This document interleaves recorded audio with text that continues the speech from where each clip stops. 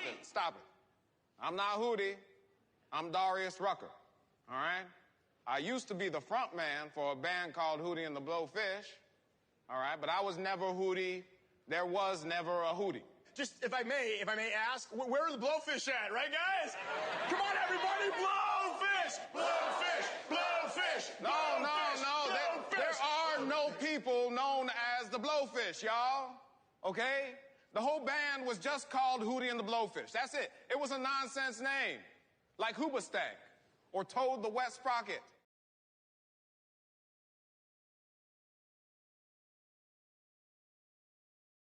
That means that we punched our ticket to go try to win the Super Bowl, and that's it. We got one game at a time, starting at 1 o'clock on Sunday. Love y'all, boys. Love you. Love you. I'll go to war with every single one of you, every game, all right? Love you, 1-7. Here we go. 1, 2, 3, 1, 2, 3. Win.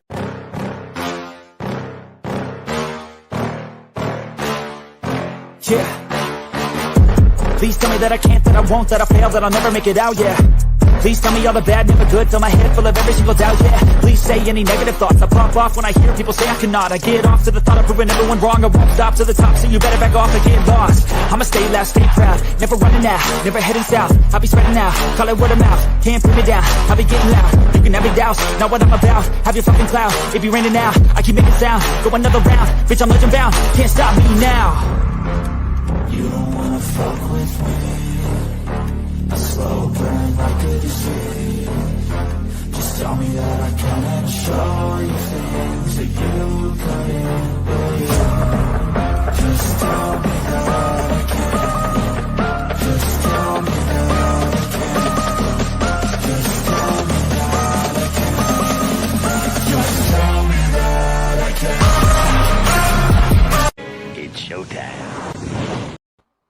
Welcome to Monday Night Uncensored. I'm your host, Tommy, to the highest degree, to the TOP, from the 313. And by my side is my main man, Macho Can Sam, the one they call the Apex Man, Mr. Mikey. Happy Monday to you, and happy Monday to all of Bills Mafia, and happy Memorial Day weekend. Memorial Day, actually.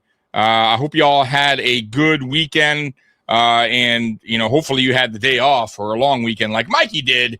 And Mikey's not looking forward to tomorrow when he returns back to work. Well, who wants to go back to work?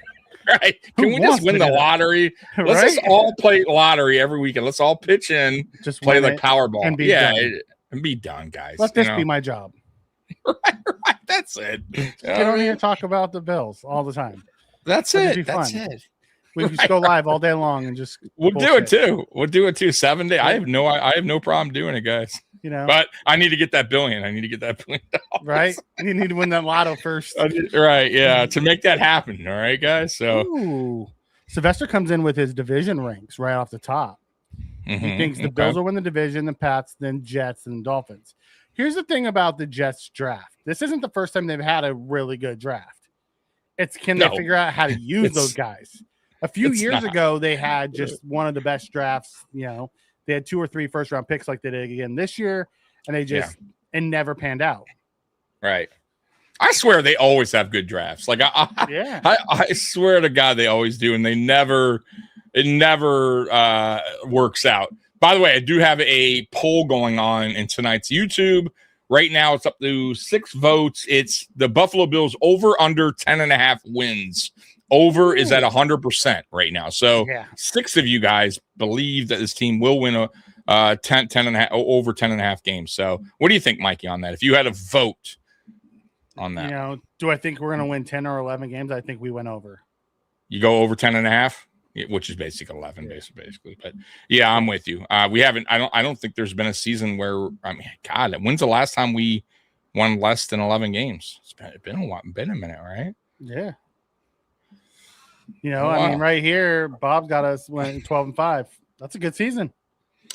That's where I think we both predicted that, right? 12, 13 wins on the season. I haven't done the prediction yet. Oh, you haven't done it yet? We haven't. We should we haven't done that yet. The way too early prediction, because we'll do another one. Yeah, we'll do it. You know, I like to do another one after camp because then we'll kind of know like who got hurt during camp or who's looking bad in camp. Like it might change, it might affect some stuff. So we'll do a way too early one, and then we'll do one after camp, and then that's it. I think Benford's always been good. Bernard and Rousseau having a better impact year in the new scheme, I think is a big one. I think Cole Bishop, now his running mate with Gardner Johnson, is going to be big. You know, also the depth in our secondary is so much deeper, especially at the safety position, that we could use guys in different ways.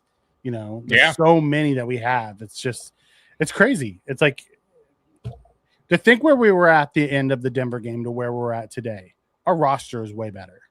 Oh, and we're going to, by the way, that is actually, I'm glad you mentioned that. That's actually that's something that we're going to be talking about tonight. There is an article, a small article that is basically talking about the staggering number of new players on this roster. And there's quite a bit. There's quite a bit of new players on this roster, so the turnaround is real. Yeah, gotta get the hair right. That's right. Ooh, I like this one. Should we get Ayuk, Miller, or Diggs? I don't think Ayuk or Diggs. I think there is still an outside shot. Von Miller decides to come in, but Ayuk would need to be traded, right? Because they haven't released him or anything, correct? He's still technically on the 49ers, right? So that would take a deal. Now, I would assume I don't want Ayuk. And you have to take that contract if they trade it. That's one. And two, I just don't. I think something's going on there, and the way he's very immature. Yeah, the way he handled, and they don't even know. Like that's the even weirder part. Like 49ers are kind of clueless on why he chose to do what he did last year by not playing, showing up. So, and they paid him, so it's not like it's a contract dispute. So I don't want that. There's too much going on there, and you would have to give up something and pay him on top of that. I'm good with that. Von Miller's interesting because I think he would come in on a cheaper deal with his age and injury history and all that. But I would be willing to give him a minimum deal. And Stephon Diggs, absolutely. I know Bills Mafia is torn on that. I think half of you guys absolutely do not want him back. And I think maybe half or, close to half say, fuck that. Yeah, let's bring him back. But I don't think the thing is, man, with players that exited here in Buffalo that had falling out, they don't usually return. They don't. So that's probably not going to happen. Listen, if they brought him back, I would not be upset with it. Because that means whatever issue was in the building is now gone. Well, I still truly believe it was a McDermott and Diggs thing. Oh, absolutely. So if they decide to bring him back, I would sign up for that because he's still a productive player. Do I think he's coming back? No, I don't. Yeah. AJ Brown, I can't see it due to the money.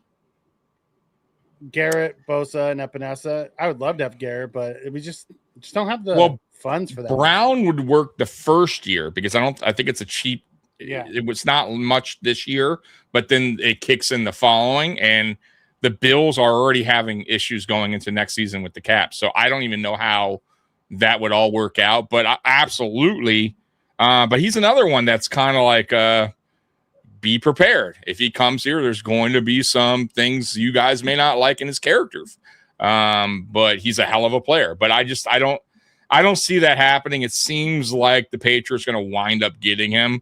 But I've heard there's other teams that are now swooping in and possibly, trying to sweeten up the pot, maybe, you know what I mean, and grab him. But I don't see it happening. And Garrett way too much money.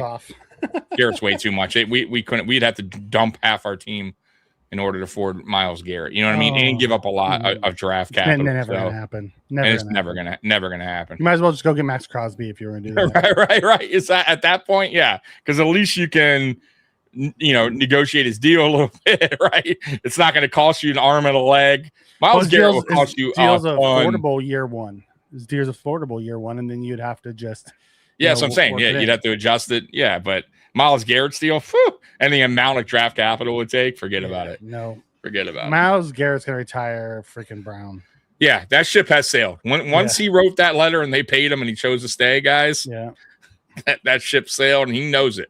Myles Garrett has to know it. When he put, inked the paper, right? That was a wrap for him. He's a Cleveland Browner. Cleveland Brown for life.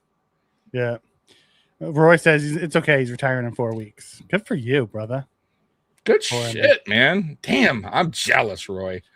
I don't know much about the Sabres and hockey, but hey, they went on a run this year and fell short. Crushed Buffalo fans' hearts just like the Bills do. So, right? Yeah, nothing new here. There we go, 13-4. I like that, Scott. I like that a lot. Love the show. Appreciate you, man. Yeah, that's fantastic. Who do you all think the biggest threat to the new era Bills in the AFC? In the AFC,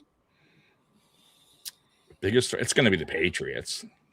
Not the East. The AFC. Okay, I'm my bad. This year, the sleeper would be, the Bengals, because they brought back that entire offense, and they put a lot of assets into that defense this offseason. Sleeper's the Bengals, but who do you believe? Are you just going to pick them? No, I'd say the sleeper's the Bengals. Who do I think the biggest threat is? Yeah. Probably the Chiefs still. Yeah. So yeah, it's going to come back healthy. It's going to be the Chiefs. it's the Chiefs. Absolutely. Honestly, it's the Bills. The Bills are their biggest obstacle. The Bills. That is very, very, very true. The Bills, the biggest obstacle is ourselves. But I would say honestly, the Chiefs sleeper. I'm not putting the Bengals there. I don't trust the Bengals at all. Really, honestly, it's kind of like a Bills thing when we had McDermott. I don't like their coach. I think their coach should be fired. He should have been fired. The way they start off every season is really miserable for that, for what they have on their roster. So I think it's a coaching problem in Cincinnati, to be honest with you guys. So I don't trust them. They're not a sleeper team. They're a team that's always disappointing. If I'm a Bengals fan, I fucking hate my coach. But sleeper, if I were to have a sleeper, Mikey, AFC, that's a good one. I would say Baltimore. I'd say Baltimore. They're always, listen, man, they had a bad year last year, but they're starting fresh like us with a new coach. Okay. They still have a hell of a roster. They had a good offseason. So I would, obviously they brought in a hell of a player, right, on the edge there, and Hendrickson. So they got better on defense. I would say they're a sleeper now, but they're a sleeper. Okay, I still think the Chiefs are the ones. Mm-hmm. I don't see Joey Bosa coming back, Sylvester. I think knowing that we're 4 deep now with Chubb, Rousseau, Parker, and Hoyt, I just don't see us. I think it's going to be someone like Vaughn as a specialist or Solomon. I just don't see us bringing in a Joey Bosa. I think Vaughn had more. What Vaughn did last year with the 8.5 sacks is intriguing, I think, to Bean, if you were to come. You know what I mean? If they're comparing the two guys, and Vaughn had a little bit more of a history with Brandon Bean. He was on the team a little bit longer. And clearly he still has something left in the tank to get 8.5 sacks last year. So if he came in on a cheap deal, I think that would be something that Bean would be more enticed over instead of Bosa. I think the Bosa was kind of a one and done experiment. Let's see what we can get out of him. And what do you think? It was a failure, or you think it was meh? Like, what would you rank that Bosa signing? I thought it was good. It was meh. Like meh. He was really good early, and he faded late. Yeah. And what we wanted them to do with him was to kind of play him, barely play him early and then ramp him up late. And because of all the injuries early and the suspensions, we had to play him a bunch early, and he faded. Like we didn't get to enact our plan with him. Right. You know, like it is the master plan. But that's Sean McDermott in a nutshell. Yeah. Yeah. So, real quick, guys, before we move on, because I know we're behind in the chat. We're going to catch up. Today I was driving to get some lunch, and listening to my local radio here in Detroit. They were talking about one-hit wonders in Detroit. And I thought, man, we should do that tonight. So we're going to go over a list of NFL top 25 one-hit wonders. And then I asked ChatGPT to kind of put in, a list of Buffalo Bills one-hit wonders. So if you guys want to put in the chat and stuff, I'll try to remember that. Or if later on you guys want to put in the chat and do that with us. But real quick, Mikey, before we get to that point, who would be, like, on top of your head, one-hit wonder Buffalo Bills? Go. Boom. Just curious. T.O. one hit. Damn, that is a great answer. I should have had that in my head real quick. You're right. That was a fantastic Damn, that's a good one. That's a really good one. You know, I don't even have one on the top of my head. Recent Leonard Floyd. Leonard Floyd, you're right. 10.5 sacks. That was a one-hit wonder, one and done. Mm-hmm. You know who else comes to mind? The guy, Bryce Pop. I hate to say it, man. He had the one really crazy. But he wasn't he wasn't a 1 year wonder. He was here for one hit. Yeah, but I'm saying one hit, one season where he just was electric. Yeah, and then he kind of faded out. I would say that Bryce Pop was, because he didn't have another. He did not have another season. He didn't have another season like that, but he was still decent. For the couple seasons he was here. I would say I still think he falls in line with the one hit. I wouldn't put him at the one hit because what do you have 18.5? So you would think he followed up with even close to that. I don't think he did. I got to look at his numbers. I don't think he even came close. I don't think he came close to that, but he was still productive while he was here. I think he was only here 2 years, Mikey. When you think of one hit wonder, you think of one hit and then you never hear from him again. See, I think a little differently on that. I think of a so then it's all about how you look at one hit wonder. Yeah. You're right. So I guess everyone will, but either way, we'll mention our guys. Yeah, but you should define your one hit wonder. He was here actually 3 years. Yeah. And then, so just a heads up, he had 17.5 his first year, 6, and then 9.5. So the 9.5's not terrible, but 6, going from 17.5, 6, and 9.5. But in that 6, didn't he get hurt? Nah, game started 11. I mean, he played 4 games. Difference between, it's not really. I mean, yeah, maybe a couple games, but nothing crazy. That's why, but we'll get to that. We'll get to that later in the show. But it's interesting. There's a lot of players that I find interesting that we could add. So, guys in the chat, when we get to that point, start throwing your players out there because T.O.'s a great. By the way, T.O.'s what a great one off the top of your dome on that one. I like that one. I saw something earlier on X and it said there was a season where we had T.O. and Marshawn Lynch on the same team. There was a season where we had. How about this? Because I just covered it Sunday. Marshawn Lynch, Fred Jackson, and C.J. Spiller. We traded Spiller in October. How about that? Yeah, but I'm saying talk about a 3-headed monster. There was a season where we had Marshawn and T.O. on the same team. There absolutely was. And Lee Evans, we still went 7 wins or whatever that was here. When are we gonna do our too early 53? You want to do that next week? We'll do it next week. Yeah. That's it. Thanks, Roy. Yeah. Give us a chance to do it. Chiefs aren't nothing. They're going to regress. Maybe. Listen, I put nothing past Andy Reid and Mahomes. Correct. Our biggest threat was Sean. Yeah, you're not lying. Chiefs were 6-11. How do they regress from that? Right. Yeah. They're going to bounce back. The biggest obstacle is showing the door. Yeah, I will find out if it was. Where's Sean McDermott for the Steelers? McDermott's sitting on his couch enjoying being, doing daddy daycare. Yeah, just bought a $5 million home in Charlotte. So, right? I believe in Charlotte. The Bills should not bring back Sean McDermott. Right. We made him. Pagula comes out. I made a terrible mistake. No. We are proud to introduce Sean McDermott again. Oh man. They're gonna fire Bean and all chaos. This year is total chaos in the locker room, and players are getting arrested left and right, and it's just out of control. And we need McDermott back to build the culture back. Knock on wood. Don't you dare say something like that. Why would you put that in the ether? Why would that? That's not going to happen. Josh Allen's just going crazy, picking up multiple DUIs. Oh God, he was horrible in the run game. Oh my God. God, Bosa was so bad in the run game. You know, he was so bad in the run game. Could Robert not Foster.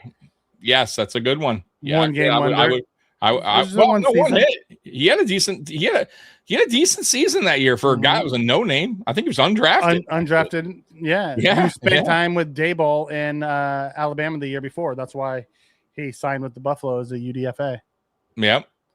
Chris Spielman. Yeah. Bring back Ken Dorsey. Yeah. Ken Dorsey actually had a good season with the Cowboys. He actually did really, really well there.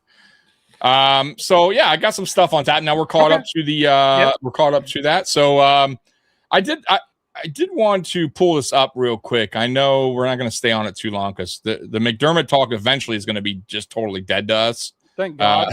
Right? You know what I mean? Like, once the season starts, I think, Mikey, pretty much is when it's going to start to really be done. Cannot wait for that day to happen. Right. Because it has to be done. But I was very curious. So, the whole debate about does defense matter in the playoffs that they were throwing out there, my buddies.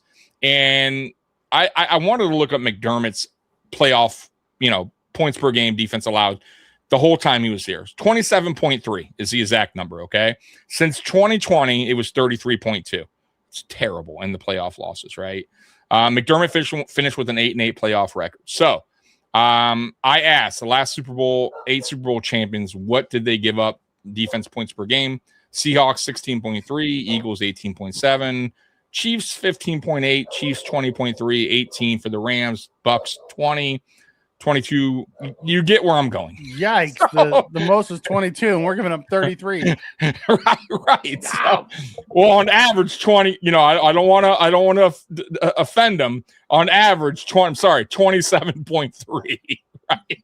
So, point being, it's not going to work. Right. That was never going to work. It was a major problem. And yes, defenses matter. Right. Like, absolutely, it does. And this is another reason why I keep telling you guys. I don't think it was ever the roster, really. It was more about the defense and the scheme, and giving up that many points per game in the playoffs was never going to work. Look, Buffalo gave up 38 to KC, 42 to KC, 32 to Houston, 27 in Cincinnati, 31 in Denver. I mean, you're never going to win like that. It's never going to win like that. So defense has to be better than that. But yeah, so thank God we moved on. I don't think. Like, Mikey, do you think it get worse than that? Can we get worse on defense? Can you? Yes. I mean, I guess you can, but do you think we will? I mean, do you feel like this defense? No, I don't. Because that's bad. Yeah, that's well. Here's the problem: his defense changed from regular season to postseason. If he would have just run the scheme that he ran in the regular season, we would have been fine. But he didn't. He tried to be perfect in the postseason. Yeah, and that just backfired. Wouldn't work. Yeah. I think Brandon Cooks. No, we should not bring back Brandon Cooks. Nope, don't want any part of Brandon Cooks. Yeah, I think he just, when he got into that, like you said, into the playoffs, I feel like is where he got into this safe zone.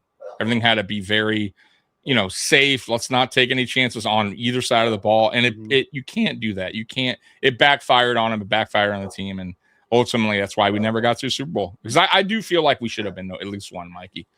At least one. You know what I mean? But anyways, that chapter is closed, right? Thank God.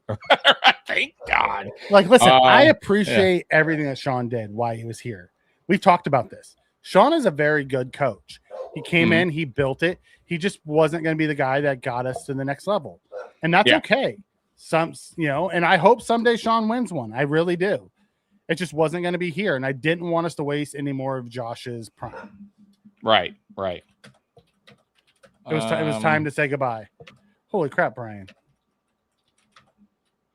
Show me some players from Kansas. No, I don't want players from other teams. I'm good. I don't think we need to make more moves. I really don't. I think we need to start tightening up what we have. We're already a deeper team than we were before. Real quick, Roy's asking a question. I just pulled it up. You want to know what the offense averaged? It averaged 28.1 points per game since 2019. So, yeah, that should... So we gave up 27 and scored 28? That's what it says on average. But you should win. Yeah, but remember, on average. So when they went from 2020 on the major playoff loss, we were giving up 30 in the high 30s. Well, we were You know what I'm giving up saying? in all of our losses. We give up 33. That's what I'm saying. That's Right. not all of them together. Yeah, but together on it average. brings it down 6 points, and it brings it to 27 something. Correct. So 2019, just to break it down, if you Roy, we averaged 19. That was the first year we was one and done, right? And then 2020, 22.7, 2021, which is the year we should have won 33. 2022, 23, 2023, 27, 2024, 27, 2025, 30. Right. I mean, Mikey, come on, man. You shouldn't be losing games. Those are high numbers. Those are winnable. Let's move on to the next round numbers, right? Like there's no excuse for that. So, yeah. I heard the weirdest thing on WGR the other day, and I think Joe Marino talked about it. And it's because Jeremy White's on with his on his show, and he always talks about it. He says Jeremy just said, "Let's just be normal bad, not really bad on defense." Right. We're normal bad on defense. We probably win some of these games. Right. That's all I'm asking for. We mentioned that last show. I'm not even expecting them to be elite or any. Just knock it down to like 26, 27 points per game. 25. Yeah, fine. Yeah. Even 26 I'll deal with because I know the offense could be around that 30 range. We'll win the game. It's fine, but man. Yeah, give me between 24 and 25 a game, and I have a feeling we can have a chance to win one. Absolutely. Absolutely. I mean, would I like us to be in the low 20s like the rest of them were? Yes. Absolutely. But you get me from 27 down to 24, then, now we're talking. Yeah, now we're talking. Now we have a chance, a real legitimate chance. If you know what I mean? Keep every team, just say it's 25 across the board. We keep every team under 25 points, we would win most games. Right. With our offense. Mm-hmm. Top 10 would be great, but I don't even need to be top 15. I need to be top 15 and then just be good enough in the in the playoffs. Mm-hmm. When Josh gives you a lead inside 4 minutes, you don't give it right back up. That's what I need. Yeah. Yeah. Close it out. I mean, I'm just kind of looking at some of the numbers. It was wild the amount of the one that sticks out is that Dolphins game, and we gave up 31. I mean, it's fucking ridiculous. I mean, like how we get, for a third string quarterback, and we allowed a lot of points to some bad teams, to be honest with you. Should have never been the case. You know what I mean? Like, there's a few games here, Mikey, where what year I would say that where our defense actually, like I mentioned this before, was that 2020 Ravens game. That was a 1 year, I would say, where, or at least one game where the defense actually took control. Yeah, when they did a pick six. When the offense was just, and they basically won us the game. Let's be real. Yeah. Like the defense, but that's it. I can't mention any other game where the defense stuck up for took on that role. It's like, I got your back. That's all we want. Like, we want that once in a while. The offense will need that. And I felt like the offense was always picking up the defense's back. Cole says, I hope Joe Brady doesn't just be Allen's friend and will chew his ass. But here's the thing. I don't think Brady will chew his ass. I don't think that's Brady's job to chew his ass. I think that is Carmichael's and Bo Hardigree's job is to chew Josh's ass. Yeah. Who's his quarterback coach and his offensive coordinator. Joe Brady shouldn't be focusing on Josh Allen. He should be focusing on the team. I don't even know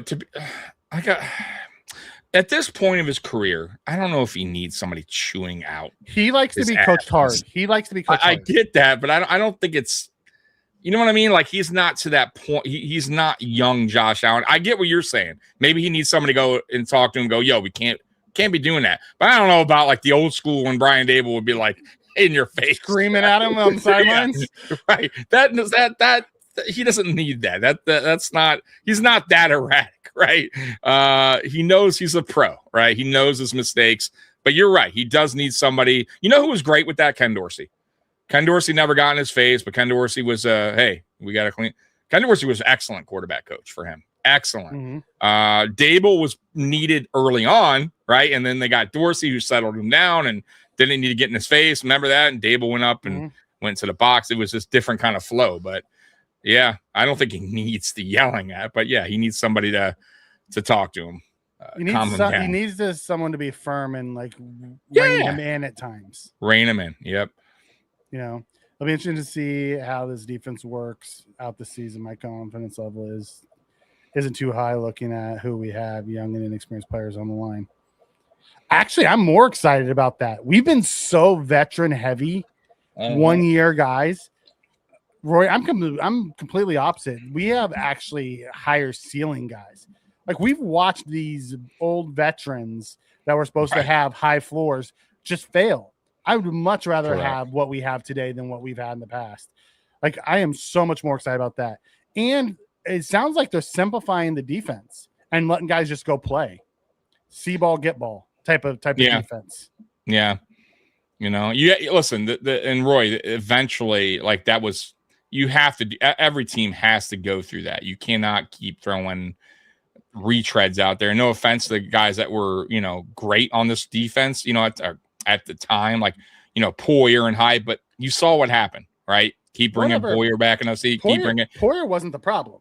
No, I'm saying breaking down, physically and you know what I mean. You eventually have to do the turnover and get younger at that at positions, right? So I feel like that change was needed. Like, and we still got vets. It's not like we got all young cats out there. They're talking about on the D line. He's talking about strictly on the D line. On the D line, yeah, but you still got Ed Oliver, who's been on the team a while. You still got Gregory Rousseau. Outside of Ed Oliver, the rest of them are pretty. Bradley Chubb has been in the league a while. Not really. We got some vets. Well, I think Michael Hoyt's been around. When they say D line, they're talking about the interior. Just defensive nose tackle, not the edge guys. It's a different D line now. Okay, so you're talking about the interior. Ed Oliver, you have the interior is six people deep now. Yeah. The D line, you have because they're all outside linebackers now. They're no longer D line. Yeah, that's true. You're right. Well, they're considered, but I get what you're saying. I still feel like there's when they say that, like outside of Ed, it's all a bunch of young dudes. You know, it's that's CJ okay. Sanders, it's Deion Walker, it's Landon Jackson. You know, it's Mathis, it's Logue. You know, it's like it's a bunch of just young dudes. Mm-hmm. Well, got to eventually go that route, man. Yeah. Thank you, 999. You know, happy Memorial Day to you as well. And Princess is running around somewhere. Yeah, I don't know where she is. She's being a brat lately. Yeah. Send me how much money the preseason game is for Buffalo. I don't know. Oh, I don't know what it costs to get preseason games. Yeah. I mean, probably expensive. I mean, probably not as cheap as you would think, right? Yes, normal preseason. You know, I don't know if you're getting one for $40. Right? It's probably gonna be a little bit up there on the it's gonna cost. Why can't I see Roy's comments in the stream? I don't know. Oh, Roy, what's going on? I see him right there. Yeah, there you go. I popped him up on the screen for you. Come on, Roy. There you go. So now you can see him. There you go. Yeah. Where we're hiding Roy from everybody. That's right. No one can see him. We censored him. Ghosted Roy. Allen just needs to have coaches that make sure he doesn't have dumb turnovers he did last year. But did he have that many dumb, Cole? When you look back at it, Josh had what? 10 turnovers last year? 12 turnovers? Like he had 10 interceptions and 3 fumbles. I don't recall a lot of like dumb, idiotic. Like he took some dumb sacks. Sacks, yeah. Like there was a couple where I was right. There was some where I was like, I was talking to Mikey. I'm like, why is he running? He had an idiotic turnover in the playoffs. Right. You know, but for the most part, he didn't make dumb decisions overall. I think he had 10. I think he had 10 interceptions. 10. All right. Yeah, I was trying to. I don't know why it wouldn't pull up, but yeah, I was trying to. No, there isn't anything such thing called a smart turnover, but Josh getting sacked and the ball coming out when he didn't see the guy coming, hard to say, oh, that's an idiotic turnover by Josh.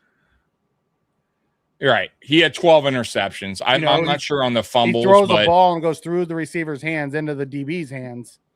Right. My bad. 10. Is that a dumb turnover by Josh? Yeah. So look, if you look at his career, I don't know about the fumbles, but I'm looking at the interceptions. So 2018, he had 12, Mikey. 2019, he had 9. 2020, he had 10. 2021, he had 15. 2022, he had 14. He had 18 in 2023. 2024, he had 6. 2025, he had 10. So honestly, I mean, it's kind of low. for him, because if you look, I mean, 12, he had 12 1 year, 15, 14, 18. You know what I'm saying, Mikey? Like, and if you look at that stretch run that he had in 2020 from 2023, where he had 4,500, 4,400, 4,200, 4,300 yards, those are all pretty much, except for 2020, high interceptions, 15, 14, 18. So I don't think it was that bad on the turnovers. Now, was he playing a little reckless at times, a little bit more than normal? I would say yes. I would agree with that. He was more reckless last year than he has been in the last few years. And our last real, remembered of Josh was that Denver game where even the interceptions weren't horrible. Like, they weren't dumb. Like, he was trying to make plays. The fumble was flat out just dumb. What I hated the most, and he did it, and I remember texting you, Mikey, during games last year, was him going backwards constantly. Yeah, he started going backwards again. And it was taking me back to 2018 Josh, right? Like, where like he was just kind of like doing too much, right? And I get it, right? Because that's Josh for you, though. He's trying his best to make something out of nothing, but he has to know, remember 2018, 2019, like, you're not going to get everything. You got to throw the ball away. And I felt like last year he was kind of, he didn't. He had, I just heard this stat. I can't remember. I think it was on One Bills Live. He only threw the ball away 11 times last year. Right. Which in 17 games. Yeah, it's not good. Like, you got to, like, Josh, you live to see another play. You know what I mean? Because you know what I noticed too with Josh too now? He's a little bit slower than he used to be. Not a lot, but he a little bit. And he got caught up, I think, last year a little bit more than he's used to. I think he was. I don't think he was a little bit slower. I think he just didn't go as quick as he used to go. Either way, he got caught up more than usual. He trusted his offensive line more last year than he had before, and it came back to bite him. Yeah. Dion and Brown both didn't have the best pass blocking years. No, they didn't. No, absolutely. Like, when we talk about Dion, and we're honest here on this channel, like, we tell you guys, we don't beef everyone up and say everyone's great. And the only thing I'll say about Dion is he had one of his, not his best year. I don't think it was terrible. But the one thing I'll say about Dion, and I'll defend him on this, is when people want to get rid of him or just call him trash, or he's not trash. Guys, right. This guy has been, when you talk about guys that have been constantly on the field on game days, right? Never really missing games, playing hurt. Like, that dude is out there every single week. I could count on Dion pretty much. Like, he's the one guy I don't really go, oh man, right? Like, left tackle's a problem. You know what I mean? So he's been consistent is my point. And that's the kind of guy you want on your team. So I don't know why people want to, like, push him out the door. Like, I just think, because there is people talking like that, Mikey. I want to push him out the door. Yeah. Look, is he at the tail end of his prime? There's people who want to push Josh out the door. Yeah, which is wild. But for me, they got to prepare for Dion, for the next guy to take over. I agree with that, because he is getting up there. He's been here since 2017, but I don't think he's ready to be pushed out the door. You know what I'm saying? I'm not there yet with him. Listen, Josh isn't going to play perfect football. That's not who he is. Nope. I watched Joe Burrow and Patrick Mahomes and Lamar Jackson make just boneheaded plays. I mean, hell, Joe Burrow threw back-to-back picks against us to lose the game for him. Yeah, and both were his fault. Yeah, one was really his fault. The other just got tipped, was just a little bit of bad luck. But but just boneheaded plays. The greatest ones still do that. Mahomes does it all the time. Yeah, he just gets bailed out. He just gets bailed out at the end by, usually his defense makes a play when they need him to. Yeah. It's wild.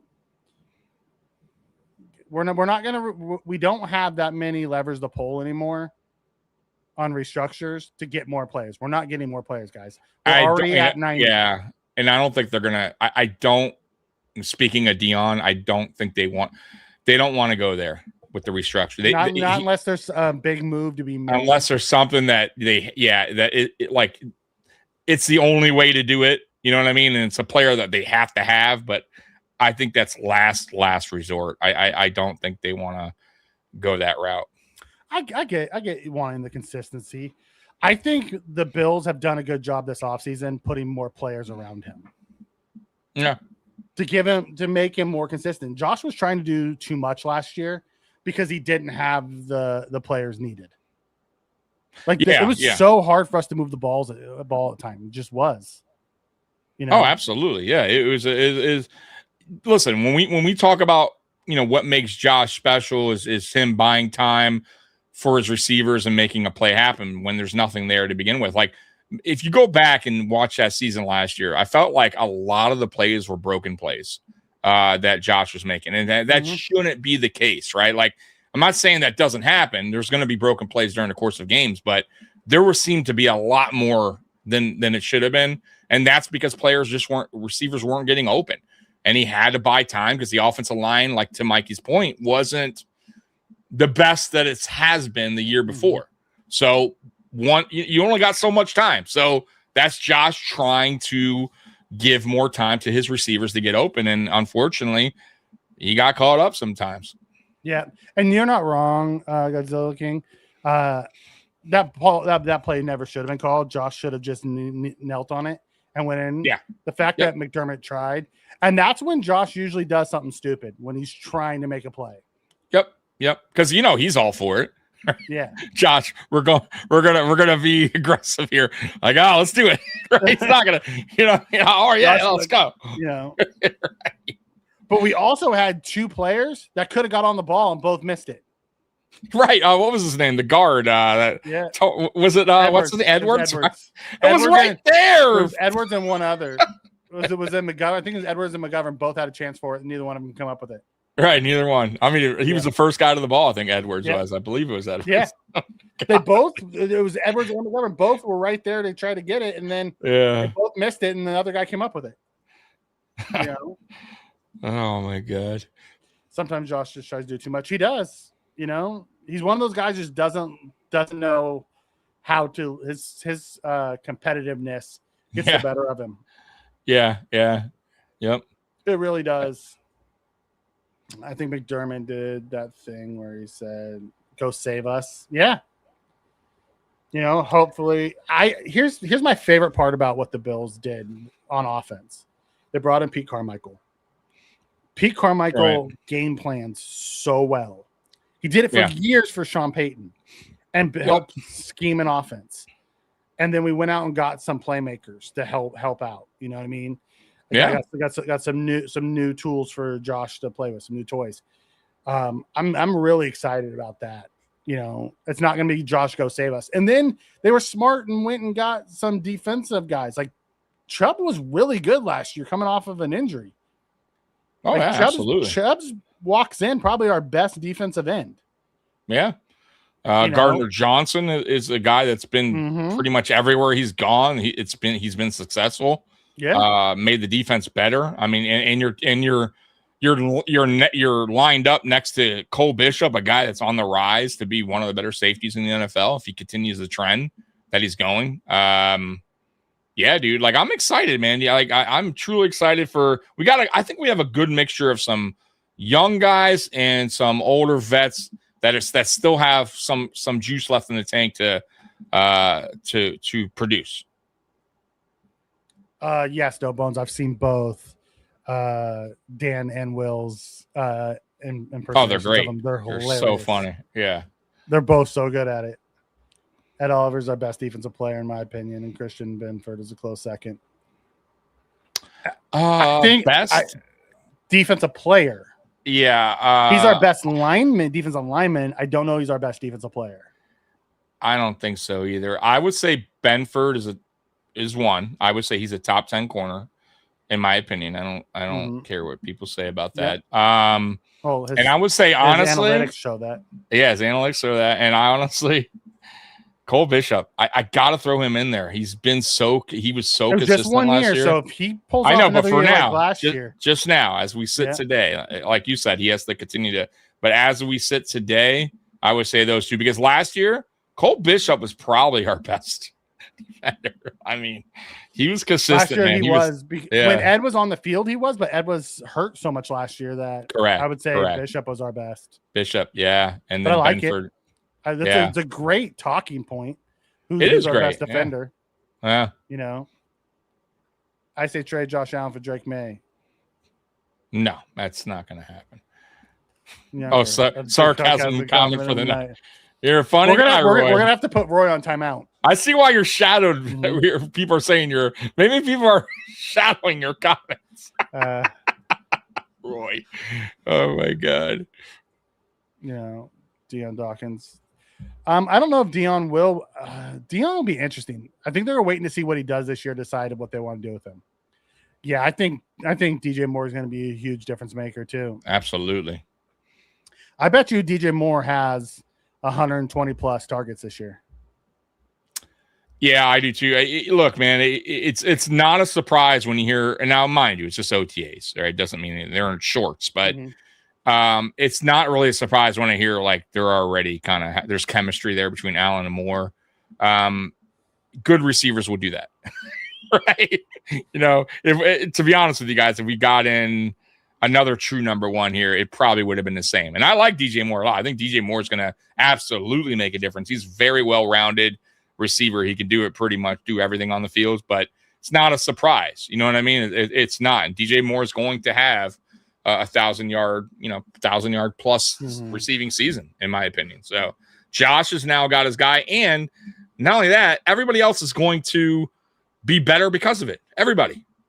Shakir, right? If Keon Coleman can fucking get his head right, they're all going to see their numbers increase. They're all going to have better opportunities on this offense.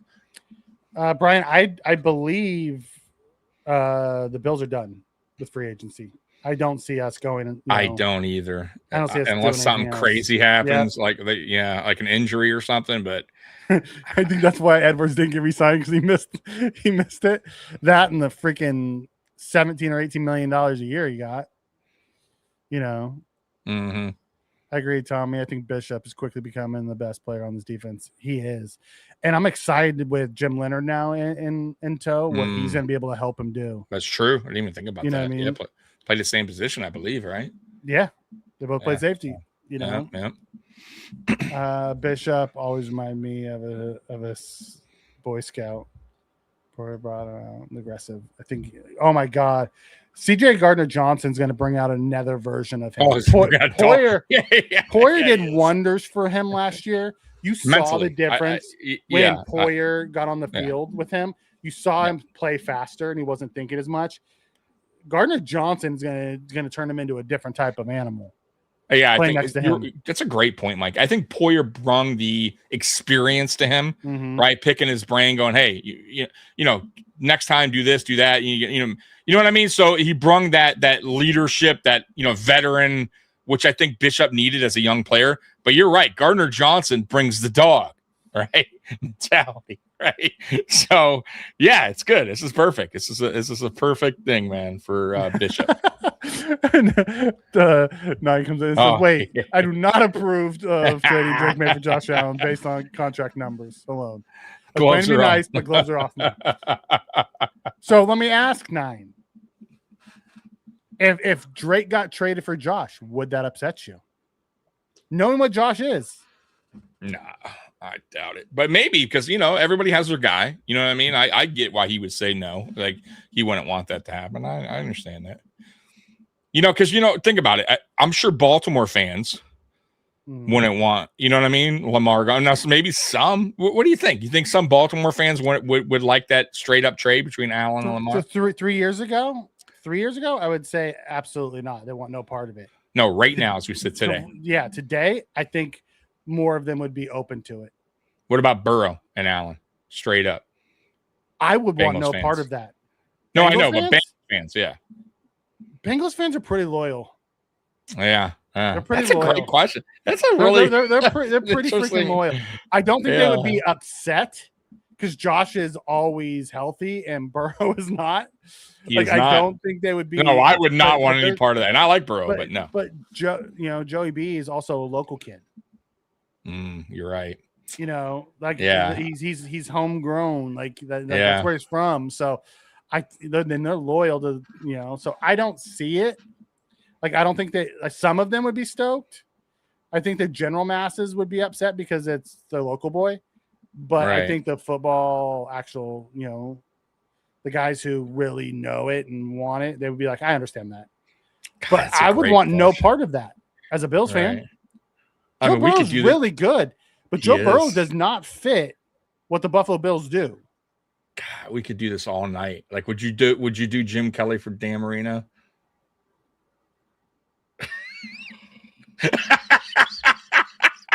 Dan's one of the greatest throwers of the ball of all time. That's tough. Because I hate the fucking Dolphins, but Marino is he's better than Jim Kelly. Now he can't move around though like Jim Kelly. He wasn't, Jim Kelly. I think he was a little bit more mobile. You have that side of him, but man, that's a tough one, huh? Because if we say Dan, we are like really bad. we are. People are gonna like unsubscribe. Would I be would I have been upset if that trade happened? No. Am I happy it ended the way it did? Yes.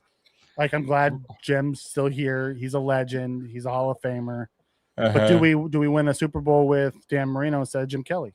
I don't know, because I don't think the offense was our problem. And but Jim wasn't great in the playoffs. We just lost 10 subscribers. Not I mean, you ask a dumb question, you get dumb answers. Yeah, well, it's not really a dumb. It's just hypothetical, but it's an interesting one. You know what I mean? Like, for as much as you love Thurman Thomas, would you trade him for Barry Sanders? Yes. I love Barry Sanders is the greatest running back I've ever seen play. You're right. So, just saying, guys. That was a pretty fun game there. I hate you. I hate you a little bit more. Oh, man.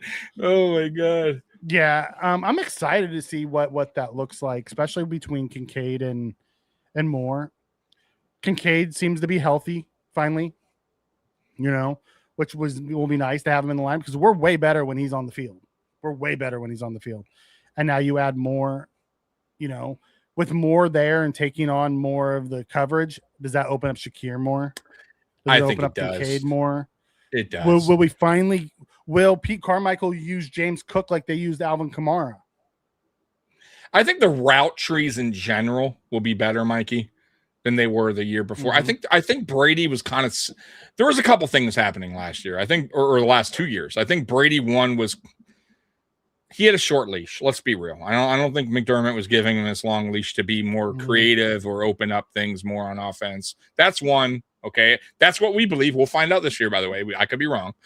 And two, I don't think because we didn't have a DJ Moore, a true one, I felt like Brady almost, because he's not good at player strengths, and maybe Carmichael will be better, he didn't really have a good route tree for these guys. I just kind of felt like we were running the same routes at times. Like, he just wasn't setting up these receivers for success, in my opinion, right? And now that we have the one, now we have Carmichael in the building, now that the leash is no longer, short, I think we will see a different type of offense, in my opinion. And those route trees will open up more and players will have more. Look what you started. Yeah. Look what you started. What happened? Do you wish McDermott drafted Mahomes? Look what you started. No, because of what I don't know if Mahomes is Mahomes. Correct. Yeah. Mahomes is gonna be good. He's good, but he's not the Patrick Mahomes you see today. He sat behind Alex Smith for a year and learned, and he has Andy Reid. Yeah. Walking into what Buffalo was, Patrick Mahomes isn't who he is today. Fucking mess. Allen had a start pace in his second game. Darnold. That tells you everything you need to know. Sam Darnold went from the mess of the Jets to the mess of the Panthers to backing up 1 year in San Francisco and learning, then did really good in Minnesota, and then went to the Seahawks and became a Super Bowl champion. Yeah. Organizations fail players more than players fail organizations. Same with what's his name in Tampa. I forget his name. Baker Mayfield. Baker Mayfield, who also went, through multiple teams to kind of finally find a team that knows how to build around a quarterback and get it right. No more players, Brian. No more players from anywhere. No more players from anywhere. Don't think so. Oh my God. I'm wrong, but I think he's overpraised as an elite processor. And here's the thing, Walter. You have to go all the way back to when he couldn't get on the field at Ohio State when he wasn't throwing to Jamar Chase and Justin Jefferson type of players. Like when he transferred from Ohio State, when he couldn't win the starting job, he went to LSU and had Jamar Chase and Justin Jefferson. Came in the league, had Higgins and Chase. Like he's had nothing but like more power to him. And he's taking advantage of it, but and a good tight end. And Mike Gesicki is a good receiving tight end. I mean, that dude, you see what he could do. So you're right, Mike. I mean, I get what you're saying, but I'll say this with Joe Burrow.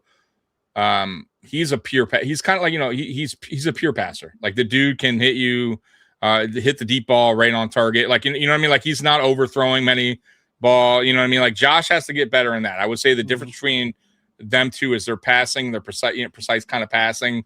Allen is sometimes, he still hasn't really gotten that deep ball down.